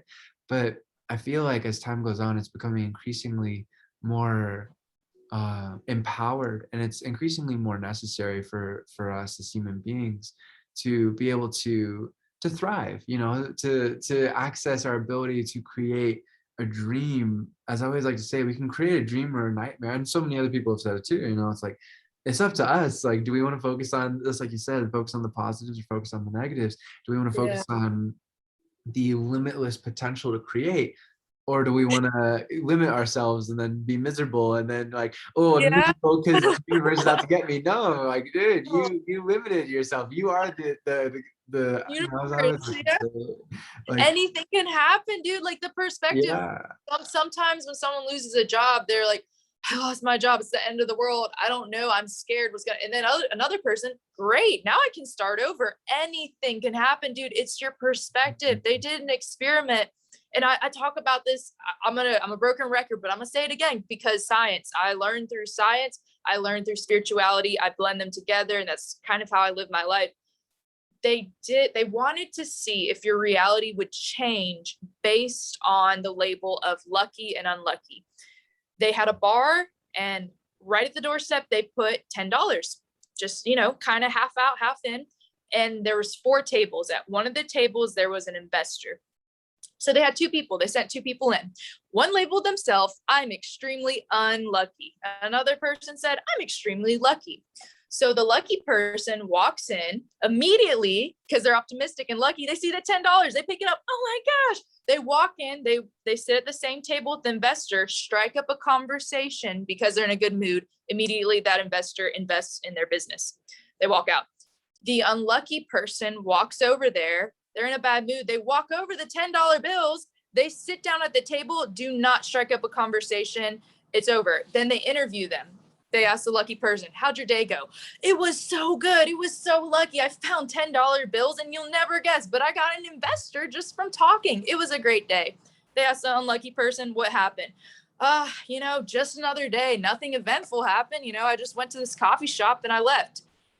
They were living in the same reality, but their mindset was different. So that's why I'm going to still preach the law of assumption till I die. I'm going to tell people, look, as long as you focus on positivity and you're not fake positive. If something bothers you, let it bother you, cry it out, use it in your art. I try to do this with acting. I do this with writing. When something really pisses me off, a breakup, I'm like, I write it out. I use it for character development.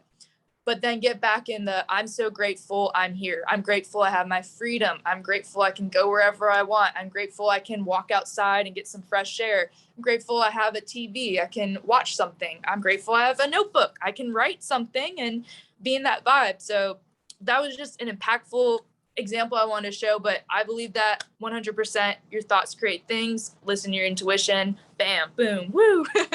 yeah, yeah, beautifully put. 100%. And it's, I think that that's probably one of the greatest things I've found studying astrology is excuse me, is there is no bad energy. Truly, there's no bad energy. There's no bad transit. The most difficult transit that I've seen a person can experience, transiting Saturn in the 4th house, is also the most formative. When I experienced that, that's when I started making music completely on my own. It changed my life. It's when I started doing YouTube videos because I just had the time and space to be able to express that. That's what my interest was, you know. I had just dropped out of college for, I mean, seemingly to me at the time, I was like, okay, I'm done. I'm now going to focus on what I'm passionate about. Eventually, I went back and finished, but it's oh, I kind of derailed again. It was such oh right, it was such a difficult time, but it was also so great for me in the long run. And I remember feeling during that time tremendous anxiety because I had so much to create, I had so much to figure out, and I didn't even really know like that's what I was doing at the time. It was just like this is what I feel, this is what I got here, world, you know.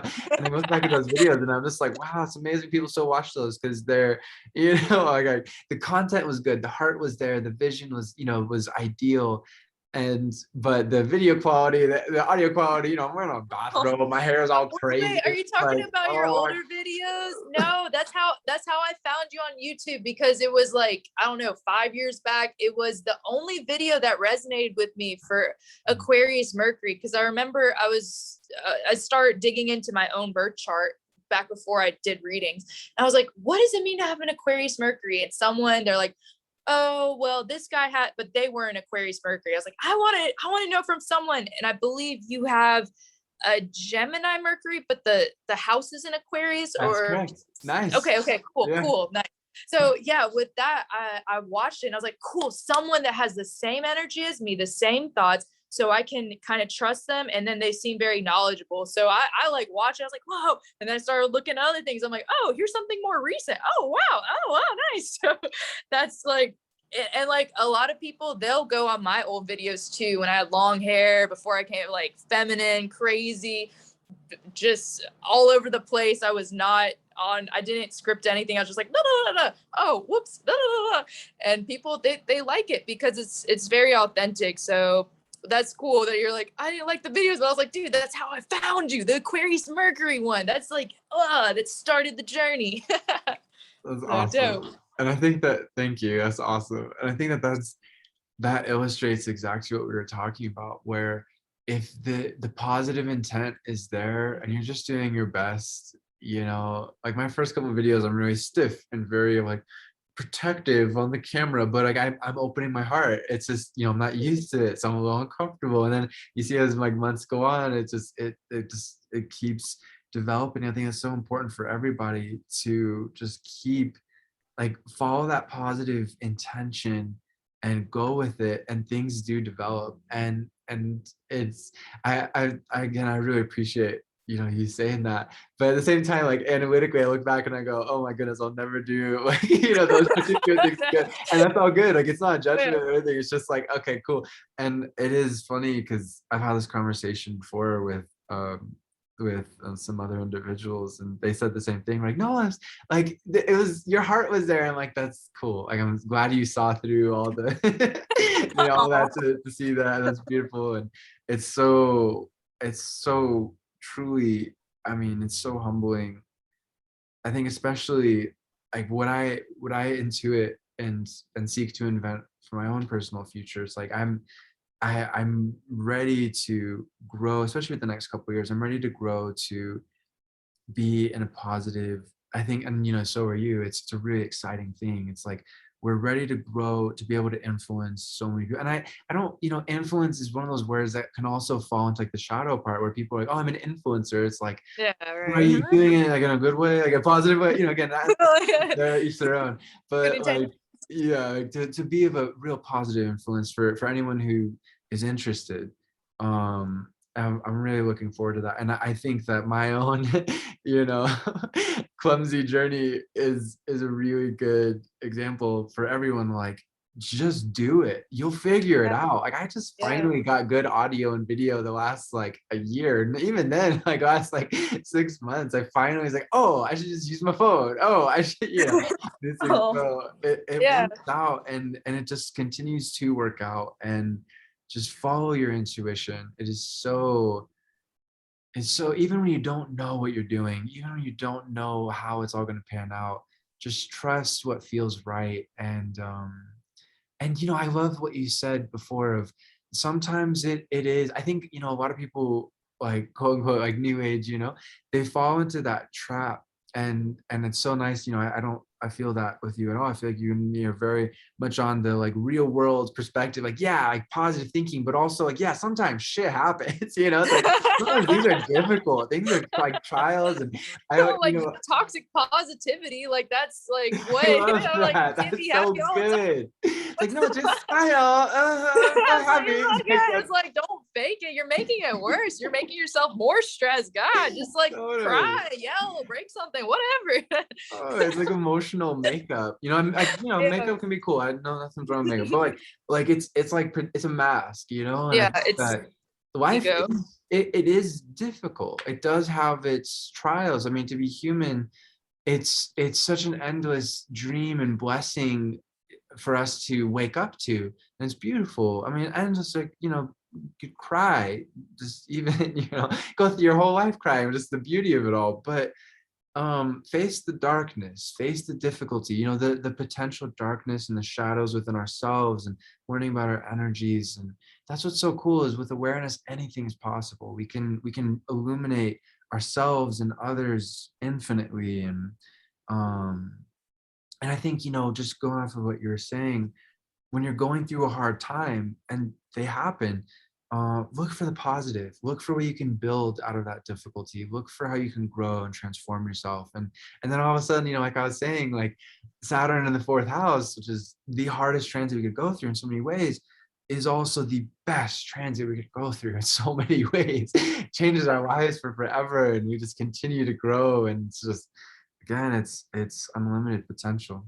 But we have to have, it's just like you said, we have to have that mindset. We have to seek, we can't use our power. I always like to say, like, we're all like drops in the infinite ocean of God. And that's a beautifully humbling and beautifully empowering thing. Yeah. And we have the ability to create nightmares out of our lives. Like, if you want to be miserable, we can, but Yeah. you can't be expecting a dream to just like happen if you're busy creating a nightmare for yourself. So Yeah. again, it's to each our own, like, formula to figure out for ourselves. But learning as much as we can about ourselves is essential. About each other, to strengthen our relationships, is essential. But that's it. Like, that's really it. And then we just keep going with that path. And I mean, who knows where it could lead, but it'll lead into good directions as long as that intention is positive. And I feel like that is what this age is all about, is Yeah. those positive intentions, the positive ideas, positive ideals, being open, and then just letting spirit guide from there, letting your higher self and the universe, I like to think of us as co-creating with the universe. I feel like that's the reality. And Yeah. working with God and the flow, like, how could you lose? No, it's a win-win. No, they say that. I don't know if you've heard of the YouTuber Ambassador Azara. She combines, logic and spirituality.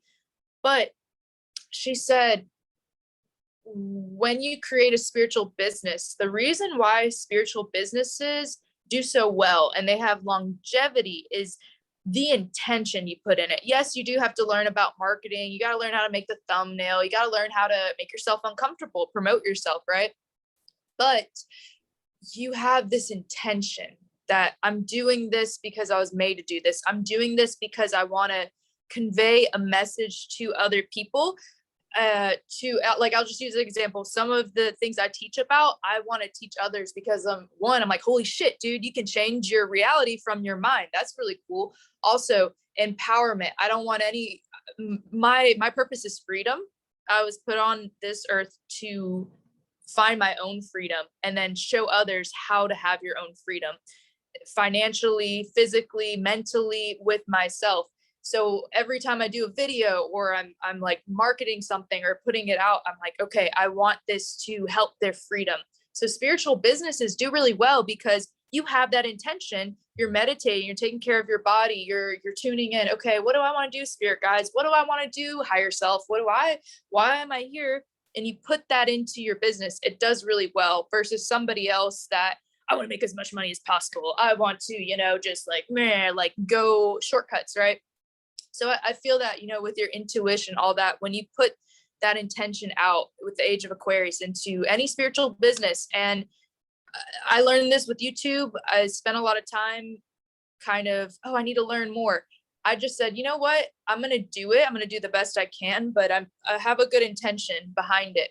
And I know that if I assume with the law of assumption, people are going to like this. This is really going to impact someone's life. I'm doing this because it's my purpose. It's my passion. I'm a teacher. And regardless of what happens, it's going to be good. This is, so kind of, man, I forgot the point on there, but tying that all together, Age of Aquarius, like doing stuff because you're made to do it, embracing those weird things that traits that make you strange, and also embodying your Leo energy more, dude. I've been learning that. I don't know if it's that Lionsgate portal on the 8th next Monday, but I've been, you know what? I do want to dance in this hotel room and sing and be loud and just embrace that. I do want to make something and actually advertise it and take compliments better, give compliments more, and actually showcase things. Whereas before, I'm an Aquarius sun, oh, it's okay, like, no, that's all right, like, no, it's like kind of like push it away, versus, you know what, this is good, you know what, this is great. And that quote comes to my mind, man, I forgot who said this. It said, ooh, let me think. It was something like, being great, perfectionism isn't being perfect, but showing others how you embrace your imperfections. There we go. So how you, it's like, it's not about being perfect, but it's about showing others how you embrace your imperfections, right? So having that as a leader, Aquarius energy, you know what, I want to start my own business and like teach people, and I'm going to showcase it with my Leo energy, say, you know what, this is great, this is good. And I have a pure intention, so I'm not going to be narcissistic, but then also saying, you know what, I'm learning. It was trial and error. There we go. But being humble with it and saying, you know what, I'm not perfect. It's cool. Then it all kind of flows. So that's my thoughts with all the Age of Aquarius. Beautiful. There's several things that are so good that I want to speak on. It's all good, but there's certain things that kind of sparks inspiration. Kind of working backwards. So yeah, with leadership, I read this book recently called The Culture Code, which is fantastic, that focused on like successful organizations. And again, with the Age of Aquarius being about the collective of humanity, I mean, the largest, greatest organization known to humanity is humanity. And a key thing Yeah. that I found of those successful cultures was leaders created a culture of vulnerability, where they were very honest of, hey, I don't know this, or hey, we're not doing this so well, or like it wasn't like, I'm the leader and we're all so great and I know everything. It's like, no, this is what's real, like this is what's up. We need to do this. I don't know how to do this. Do you know how to do this? Like it got people to actually open up and share. And I think that's so important for all of us, because that can be a tendency for Aquarius and Leo energy is, oh, I have all the answers. Like, the shadow part or the unconscious part is like, and I found, I did this when I was way younger. And it's so laughable, it's like, oh yeah, I know so many things, like this is my opinion. I know so much about it. It's just like, oh my gosh, shut up. My mind is so the mind ego, I think, is a very real thing. Like fire energy, yes, is ego in its greatest manifestations as well as challenges. And we all have, that energy within us. But I think the mind ego is so there too, and I think a lot of people can fall into that unconscious trap where it's like, oh yeah, I know. Again, like I was saying, like I think it's so important to pay heed to Socrates' wisdom, that I know nothing. I will continue to grow and ask questions and learn and understand, and I will never, doesn't matter how accomplished, even like we do. I think some people might misunderstand that saying is like, it's not that we don't come to conclusions about things. It's like, I've come to the conclusion so many times about tropical astrology. Okay, how does it function scientifically? How does this make sense? Does it make sense? What should we focus on? What is more like not so important to focus on? Okay, it's like, and we do come to conclusions though. We can figure stuff out. It's just still having that humility always of just, hey, this is my perspective. This is what I have learned, or what I feel, or what I think. And what do you think? What do you feel? I think that's so important for all And of we us. would get bored too. Mm. Yeah. Like, no, we would get, sorry to interrupt, but we would get bored too as humans. Think about it. If we knew all the answers of the universe right now, if I already know how the Age of Aquarius is going to go the rest of the year, the next 10 years, I would get so bored. And I feel that, the mysteries with life, that's what it's about. Some things are unknown, so it keeps us interested, and that's kind of our purpose. Let's unravel these mysteries and learn them. If we knew it all, life would be really boring. We would just kind of probably get into trouble, right? So I like that we have so much unknown and we're always learning all those mysteries. But yes, continue. Yeah, no, beautiful inclusion. I agree 100%. And I feel like that's part of the human condition is we are, as much as we can connect, with intuition, with our spirit to the infinite, and that's so important to do in our each in our own particular way. We are bound by time and space. We have these bodies, we have this particular existence, and it's part of being human, and it's part of that, just like you're saying, that mystery, that adventure to see, okay, what can we manifest, and for our highest good, for the highest good of others. Absolutely. I think the last thing I wanted to mention, as per what you said, was, yeah, I can't remember exactly what you said that sparked this thought. Oh, the Leo. But yeah, I think something that's come up for me a lot in my studies has been how much Leo energy cares, at how much, it and Cancer are tied, just like Gemini and Virgo are like two sides of the same coin, Libra, Taurus, the sun and the moon are like two sides of the same coin. And Cancer is known for being the stereotypically like super caring and empathetic, right? Leo is too. It's just, it functions in a different way. A wise person in being in tune with Leo energy care so deeply. Their heart can break so much for those that they care about, and can feel so much. And just to have that kind of, I think it's interesting that like people who have a lot of Leo, myself included, because I have rising Venus, Mars, and Jupiter, like without even intending it, like there's a certain like sad smile that kind of like you can see with people with a lot of Leo, that just, again, they care so deeply. Not sad like perpetually, but just like oh, like it's a caring for other people. And I think Yeah. that, along with the Aquarian idealism, and vision, all these other positive things, I think that's so important for us to focus on. And man, that tied something directly to what we were talking about. I can't No, remember. maybe like showcasing ourselves more, Right. because I was talking about it Yeah. impacting. Yeah, yeah. Yeah, totally. And not getting caught up in like the shadow side of that Leo, which is just the vain and dramatic and temper tantrum, like to really care and enjoy the spotlight for ourselves, and then share the spotlight with others. And yeah. So I Yeah. have one last question. Do you mind if we get to it?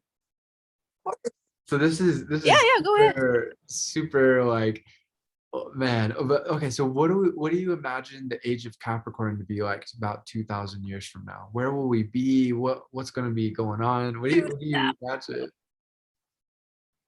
Ooh, okay. So the age of Capricorn. I'm just gonna go off astrology on this one. So the age of Cool. Capricorn, I could see that things would probably be focused more on material world, right?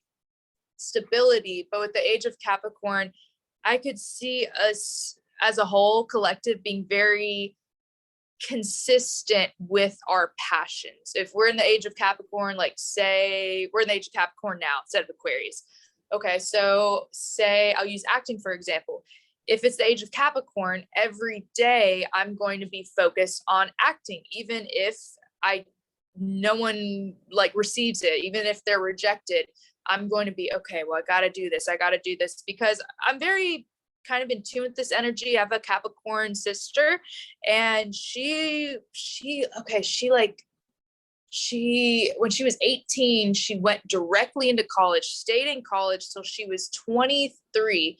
And she, oh my goodness, dude, this girl, she was taking like 6 classes, she was working 2 jobs, she had a boyfriend, she had like a lot of things going on, but she stayed the course. She stayed very focused on her school regardless.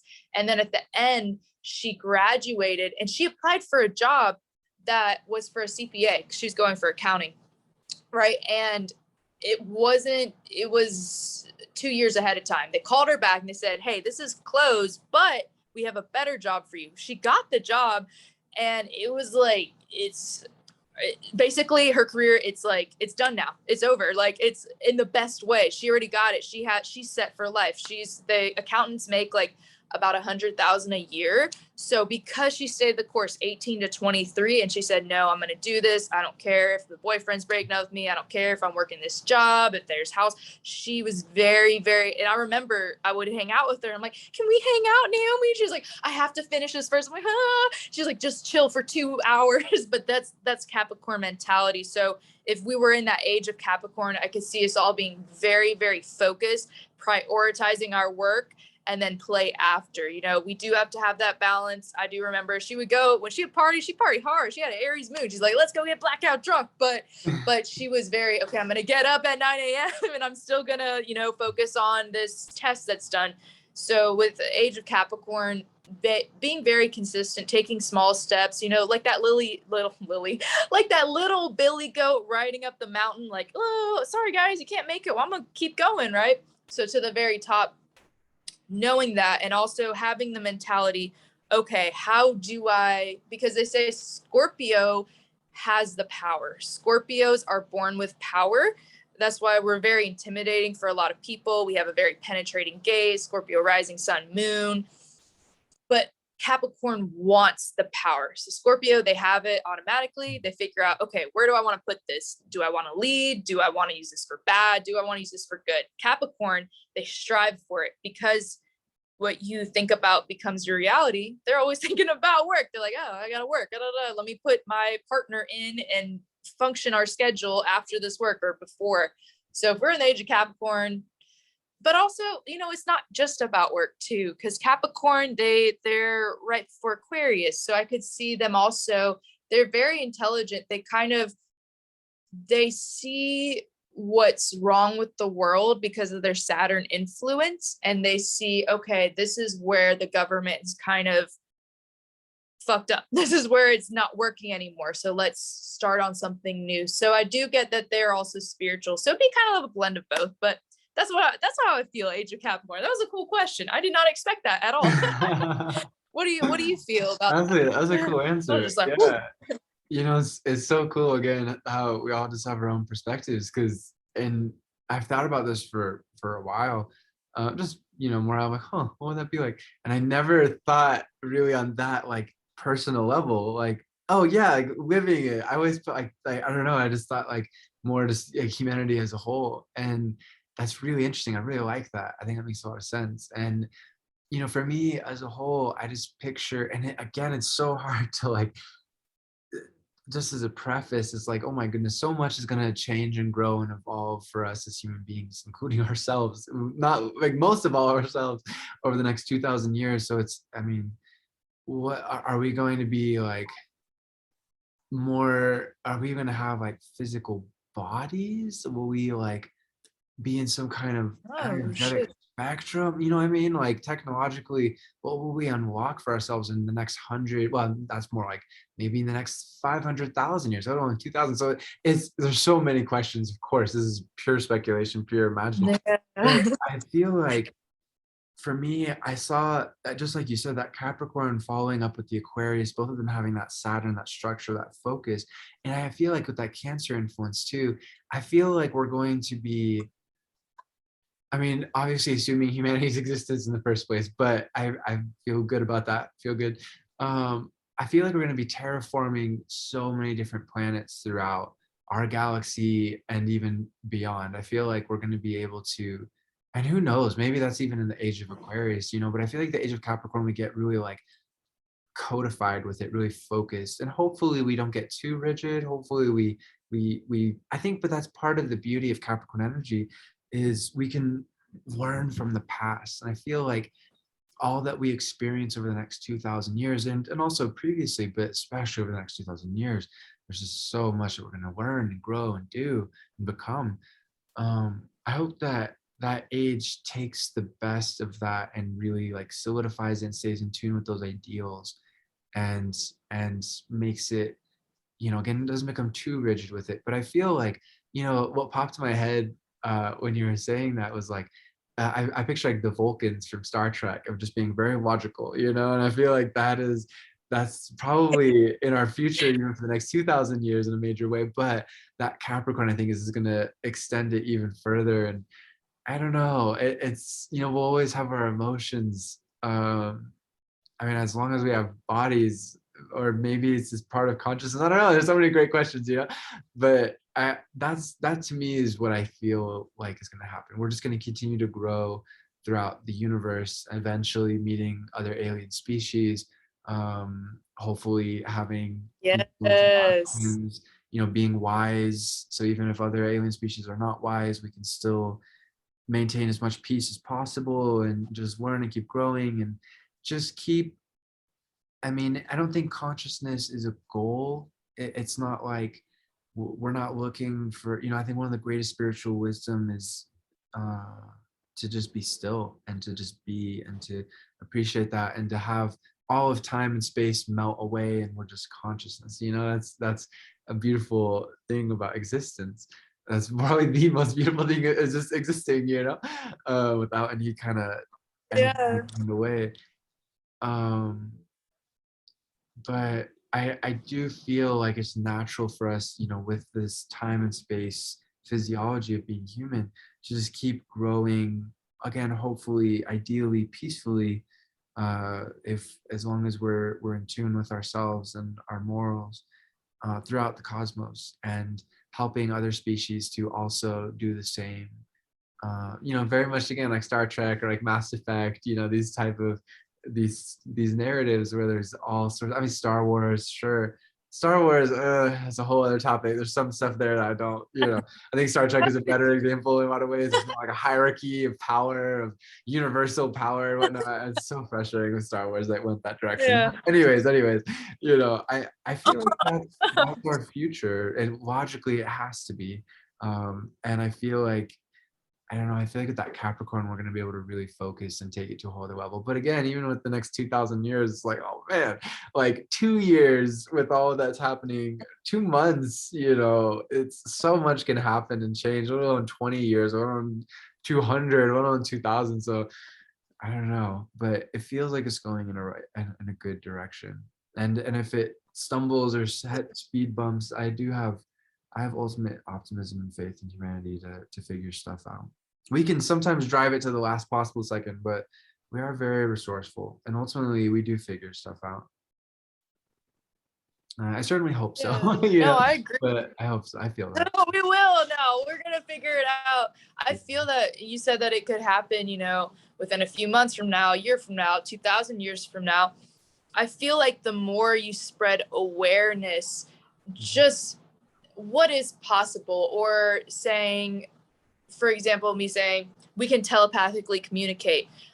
This plants a seed in someone else's mind. Anytime that you communicate your ideas to somebody, it shows them, maybe this is possible. And then I feel like we evolve. You don't have to have it figured out, like how do we live without a body, or how do we live without a phone, or how do we, you know, have this image in our, and once we start to kind of awaken with that, and that happened with me with spirituality, with astrology, with the law of assumption, then I started kind of moving. So I feel like it could happen as fast as we want it to, Mm, by spreading information. You know, anyone who has good leadership qualities or in tune with their spirituality, good intentions, them just making videos, literally making YouTube videos, or talking with their friends like, yo, do you think that we can telepathically communicate? Do you think that we're aliens? We're actually star seeds and we had amnesia. Now we're waking up, and the aliens we're afraid of are ourselves. So I don't know, just whenever you open your mind, there's a beauty in that. mm, Keeping your mind open. And if you were to tell me something off the wall right now, I don't have to understand it. I don't have to know how or why. But if I say, that's interesting, it could be possible. It could be possible. It could be possible you're an alien. It could be possible I'm an alien. It could be possible there's life on a different planet. It could be possible we could create an invention. Maybe all this information is already here, but it's hidden by the government, by the group controlling the government. You know, I gotta throw the conspiracy theories in here. Age of Aquarius, but maybe it's there, but it's once we look and we start asking why, and we start using our mind, and we turn off the social media for a day, we detox, and then we learn, and I don't know, it's super cool. So yeah. Yeah, Oh beautifully man. put. And I feel like the most important veil to lift is the veil between ourselves and the universe. It's like you said, that amnesia that we forget about, where I mean, just like you were saying, I completely agree with everything you're saying. And like, conspiracies are like a whole other thing to go into, but I feel like Oh, I can't. it's so much. How do I put this? I feel like, in a sense, like the greatest conspiracy is what we can potentially hide from ourselves as per our true nature and how much we can create. It's like, if tech or ideas or whatever is being hidden from the vast majority of the human population, we can find other ways to it. Again, we have that universal mind, we have the universal heart. I think it's so important to get away from the us versus them mentality, which some people find themselves in, where it's like, oh, they're the problem. They find themselves like in that like shadow Aquarius, like we need to rebel against like somebody or something. And it's like, I feel like what we really need to rebel against is our lower nature, is being asleep. And even if, again, with conspiracy, Yeah. maybe it is true. Again, just like you said, who knows? We shouldn't ever assume. But at the end of the day, what we do know is, as human beings, we are so much more powerful than we could possibly imagine. And our imagination is so much more powerful than we could possibly imagine. And when we remind ourselves of that, if other people like are doubting us or getting in our way or whatever, we'll just peacefully find another way around them. It's like, whatever. People who are conscious are in connection with God, the universe, the infinite. It's like, anyone who's unconscious and just trying to, whatever it might be, ego or pride or greed or whatever, it's like, whatever. I might take it Yeah, for a don't give it moment, but then I'm more anything. focused on the vision. It's like, and that's unstoppable. Hmm. If it's a positive Yeah. intent. Yeah. No, I believe that 100%. Yeah, kind of ignoring those people's and naysayers. Don't give it any emotional reaction. Don't give it any meaning. That's one of the strongest things you can do with the law of assumption. Is nothing has meaning in this world other than the meaning you give to it. Mm. Like this has no meaning. This is just paper and ink. But if I give it a meaning, this is the most important document in the world. This is going to change the world. This is worth $1,000,000. I'm going to treat it differently. And it's I don't know. That's kind of how we can function. I feel at the age of Aquarius. Mm. I kind of agree. I kind of disagree with the rebel thing. Maybe it's the Aquarius. I'm like, we gotta rebel. But I agree that we should, whatever you think about, manifest. So if we think about it in a negative sense, oh, things are so bad, we can't trump the evil, like if nothing matters, if this group is over it, you're giving it too much attention, you're making it bigger, versus okay, let's be prudent, let's not accept mainstream news, let's do our own research and let's rebel, but like with a cause type of thing. Like, let's rebel in a way that, you know what, I'm tired of using money in exchange, I'm gonna instead use barter. And I'm tired of how the way it, like, community is working, it's not working anymore, so I'm gonna do it that way. So I agree a little, but I also disagree, so I'm like, I gotta stick to my Aquarius opinion. No, that's totally cool. I feel like we're kind of using different words for the same thing too. Because I, Probably. I totally agree with what you're saying. Is like, yeah, we do need to, in a sense,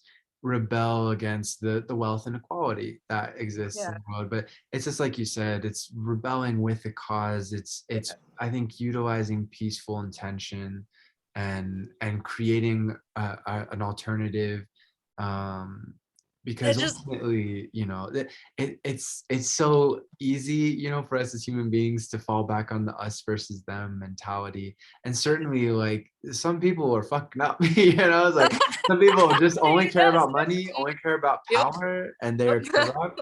But at the same time, it's like those are human beings. They are consciousness.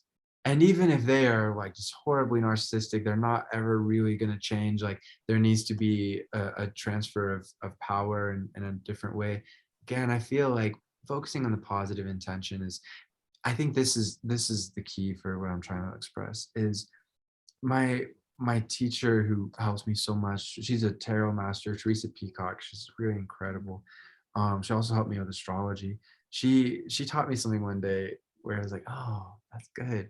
Where it's not about revolution, because that's revolving. That's just going in circles. You use violence, you're gonna get violence. You use anger. Well, anger is tricky. Again, we're language is tricky, and anger can be actually a positive energy, so we're not going to get into all that. But ultimately, like, positive goals, right? We can use anger as a fuel for a positive goal. As Johnny Rotten or John Lydon in Aquarius said, anger is an energy.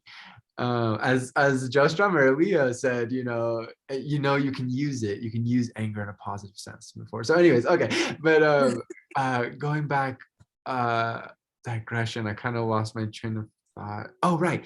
Instead of revolving and going in circles, um I'm sorry, I'm just, I've been a revolutionary in past lives, and it's just funny because it's like, yeah, no, it doesn't work. Like, you can't kill people and then stuff. Like,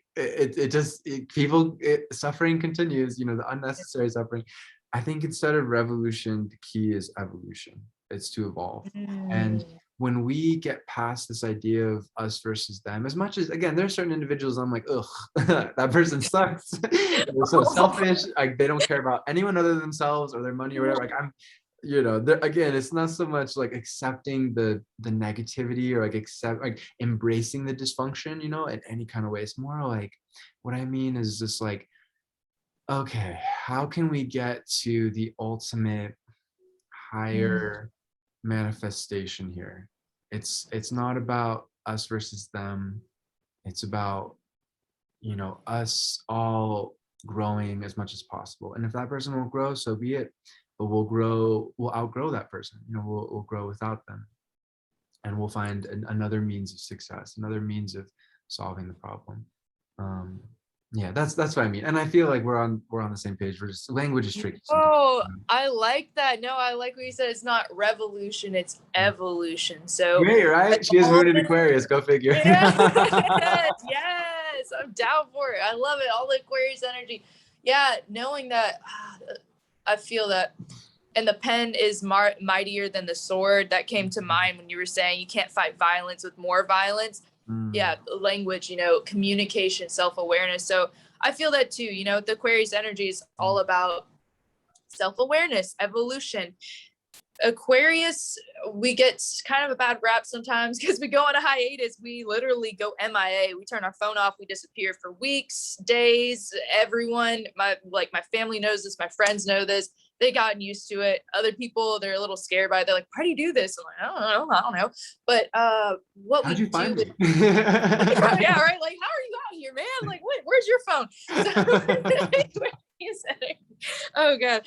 Okay. Oh shoot. I totally lost it. Sorry, I didn't mean to. You're saying like we No, can no, no, go no, no, no. somewhere. The hiatus. Oh, okay. So yeah, here we go. So with the Aquarius, what we do, we seek solitude. So because Aquarius, when you have an Aquarius Mercury, right, you have a lot of thoughts coming in all the time, kind of like Gemini, but it's I want to say it's weirder because I feel like Gemini, they'll go research something and they'll think about it. Where Aquarius, we're just chilling and we have, oh, what is this even real? Like, what is this? What a weird human exchange. Why do we kind of those weird thoughts? So with Aquarius Mercury, we will go seek solitude so we can organize our thoughts, so we can kind of sift out everything that's picked up and say, okay, what is my energy? When we do this as Aquariuses, then we have our epiphany and we know who we are, we can communicate it efficiently, very directly, and use that lightning bolt energy. And that's how we help other people. So I feel like with the Aquarius energy evolution, once we know ourselves, we take that time to seek solitude. Okay, here's a good plan. Okay, this is good. This is outdated. Let me reevaluate. Let me present this to others, and then we help others. So yeah, it's all about evolution. You've got to help yourself, then you can help others, and then they help others. It's a little nice little ripple thing we got going on there. So that's what sparked within me from you saying that. Totally. And I think that's the greatest gift that we can give ourselves and others. And the problem before us is the solution that we didn't even think of before, yeah, Mercury in Aquarius, Mercury in the house of Aquarius, it absolutely, we can connect with that universal mind. But that's what's so cool about the human experience is everyone can do this, everyone. Yeah. And that's so important for people to connect, just like you said, to go inwards and to find it. That animal totem of the wolf that's why I have it tattooed on my chest, is that is Aquarius energy. It's an individual, the lone wolf, but then it's part of the pack, and it comes back to the pack and it offers that guidance, that teaching, and then it goes back on its own to figure stuff out and commune with the universe. And then it comes back, and it's just this beautiful. Yes. And when you said that, somebody came to mind, and goosebumps erupted, was Martin Luther King Jr. had Mercury Aquarius. And just that mindset of, even, shout out Malcolm X. I totally understand where he was coming from in so many ways. But I feel like Martin Luther King Jr., like, history shows that peace and evolution, and no, we can't separate, that's not a final solution, that's not that doesn't really solve the problem. We've got to unite, we've got to communicate, we've got to unite as far as protest, but also as a society. We've got to be able to help each other, understand each other, and unite in a way that's never happened in human history. Because in human history, it's always been oh, this is my tribe, that's their tribe, they look different from me, even let alone race, but also oh, their hair is kept up and we keep our hair down, kill them. It's we have a lot of evolution that we've been evolving, especially in the last half century or so, maybe 70 years, and there's still a lot to go, of course. But we've made so much progress, and it just goes to show, I feel, the scientific truth that as human beings, there's no difference. Race is a surface level thing. It doesn't matter. At the end of the day, we are deeply all human. And that goes for sexual orientation, for gender, it goes for every attribute of whatever. We are all human. And I kind of lost my train of thought too. But something that came to mind is just finding the most humane solution, the solution that brings out our best humanity. Yeah, that's always.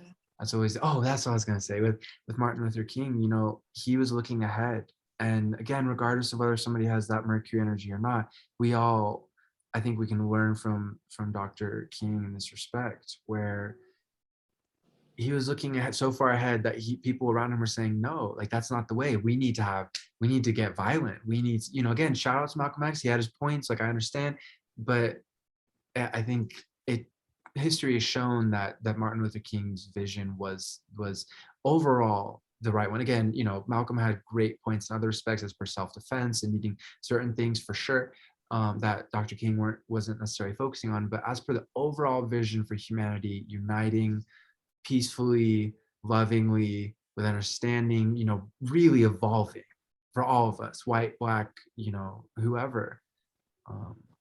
He had the right vision. He was looked down upon it. He died for it. Hopefully the deaths are phasing out here on planet Earth, for all that. But yeah, that's so important. And that kind of goes back to the same thing, is just as long as your intention is positive, go forward with your vision, and it will take root in the hearts and minds of other people.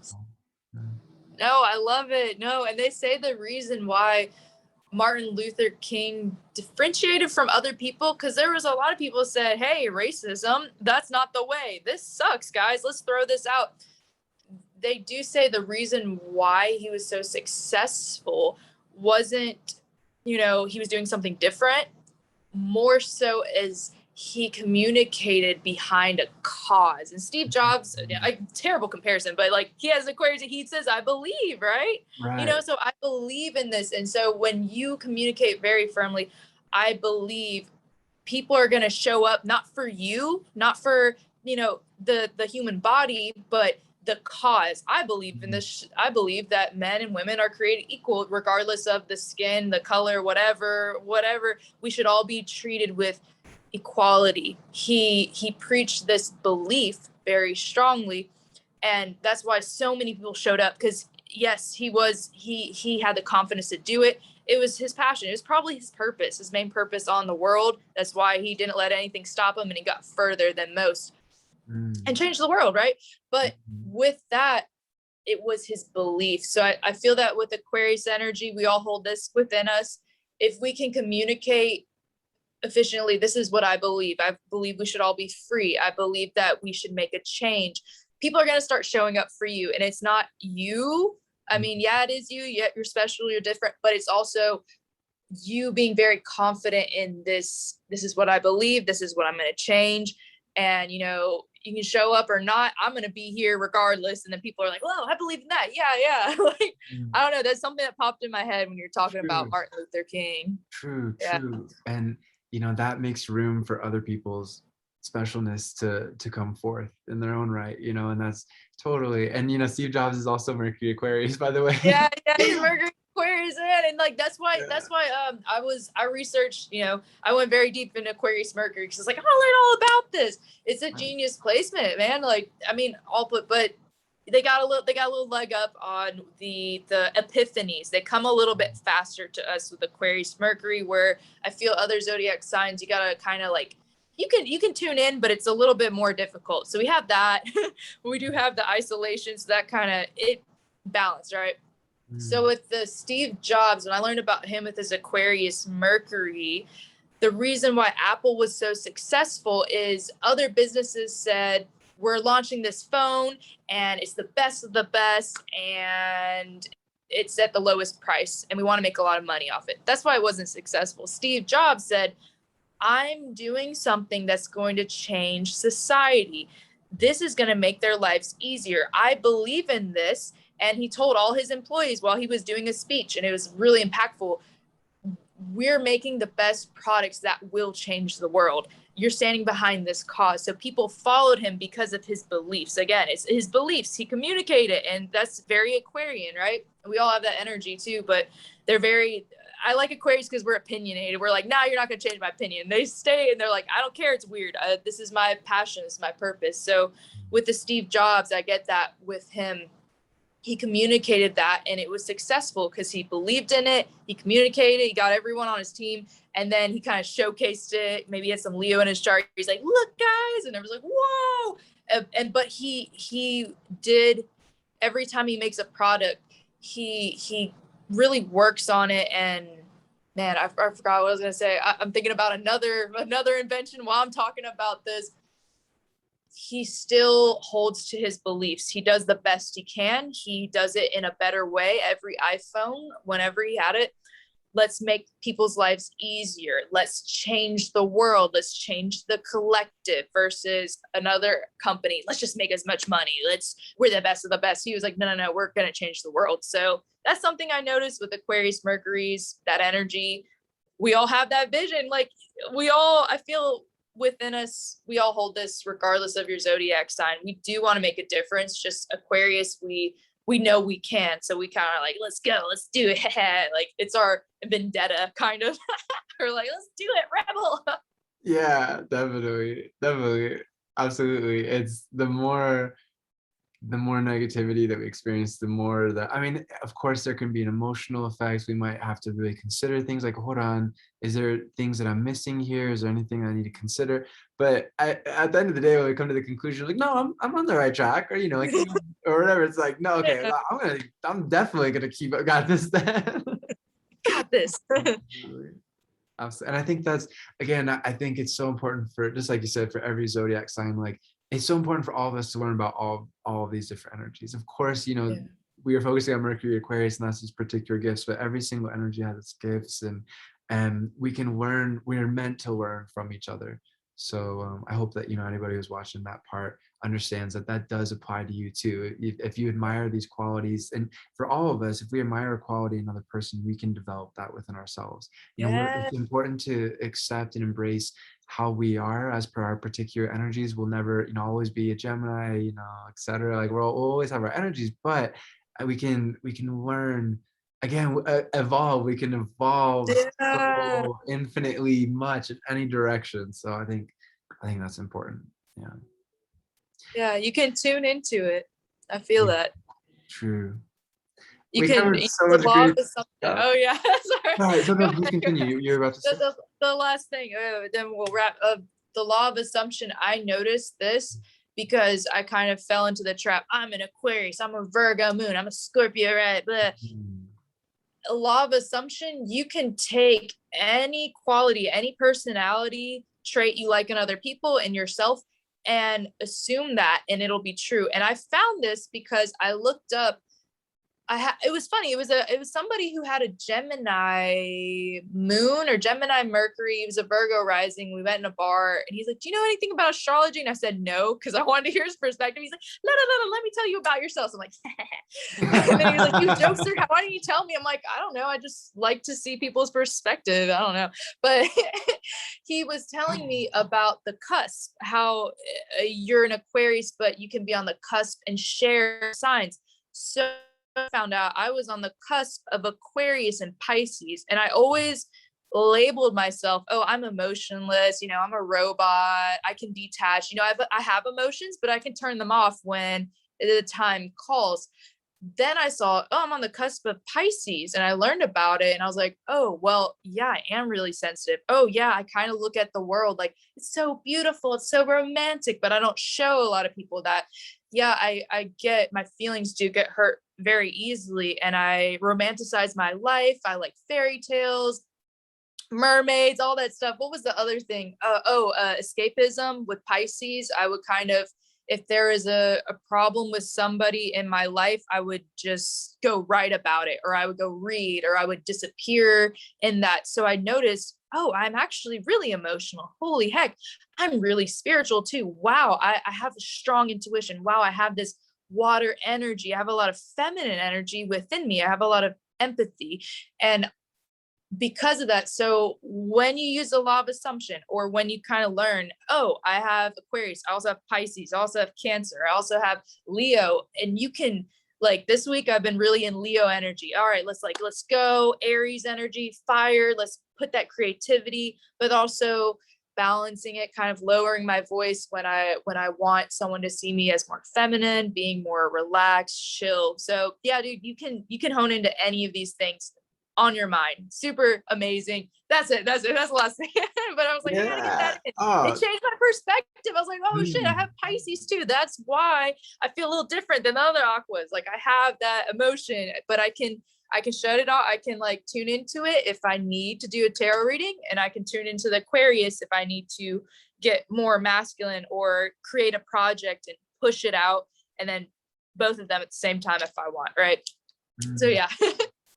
Beautifully put, and I think that's such a good message too of you know, like we were saying before, yeah, being able to learn from other people, but also being able to learn more. I mean, the outer universe is infinite, and the inner universe is infinite too. I mean, ultimately it's all connected, of course, but learning more about ourselves, yeah, it's such a fun thing. And tropical astrology helps so much. You know, astrology in general, I don't mean to, just to me, tropical is what I've always relied upon and specialized in. But yeah, that looking at our charts and being able to see things we didn't see before, or yeah, appreciating the houses, so that we really do all have all the energies just in our own particular way, and how to accentuate that and appreciate that, and to more fully embody it. I mean, that's a lifelong process, however, whatever method we're going to use to do that. But it's so important that we do that. And again, I feel like that's what this age is all about, is Yeah. learning about ourselves as individuals, learning about the universe, and just both of those things continuing, doing a positive spiral of the more we learn about ourselves, the more we learn about the universe, it's connected, and this positive things Yes. happen. It's really exciting, and I feel like the key is, again, it's like Eckhart says, like, just we have to wake up to who we are and what our lives are about, and we craft from there. We make it, just like you said, we imbue our lives with the meaning that we need to feel, and that is absolutely meaningful. It's not arbitrary. It really does make all the difference in the universe for ourselves and other people. 100%. I like the spiral. I like the spiral thing. I was like, yes, I love it. So Yeah. do you have any more questions? Because I wrote some, but like literally all the ones I wrote down, that's what we already went over. So yeah. That's all I got. I feel like yeah, we covered so much good stuff. And naturally, in the future, if anybody has any questions for us to cover, like, we can do more videos and whatnot. Clap for it. Definitely. Yeah, 100%. me Yeah. too. Anything in general for me, astrology, I'm down to talk about, unless it's super far-fetched, then I have to research it. But even then, I like because astronomy is the study of, the planets, and astrology is the study of the planets, how they impact us. So it's science, but it's also an art. It's up to our interpretation and how we communicate it. So I feel that way about astrology, but I do like the science behind it. But yeah, yes, Totally. definitely.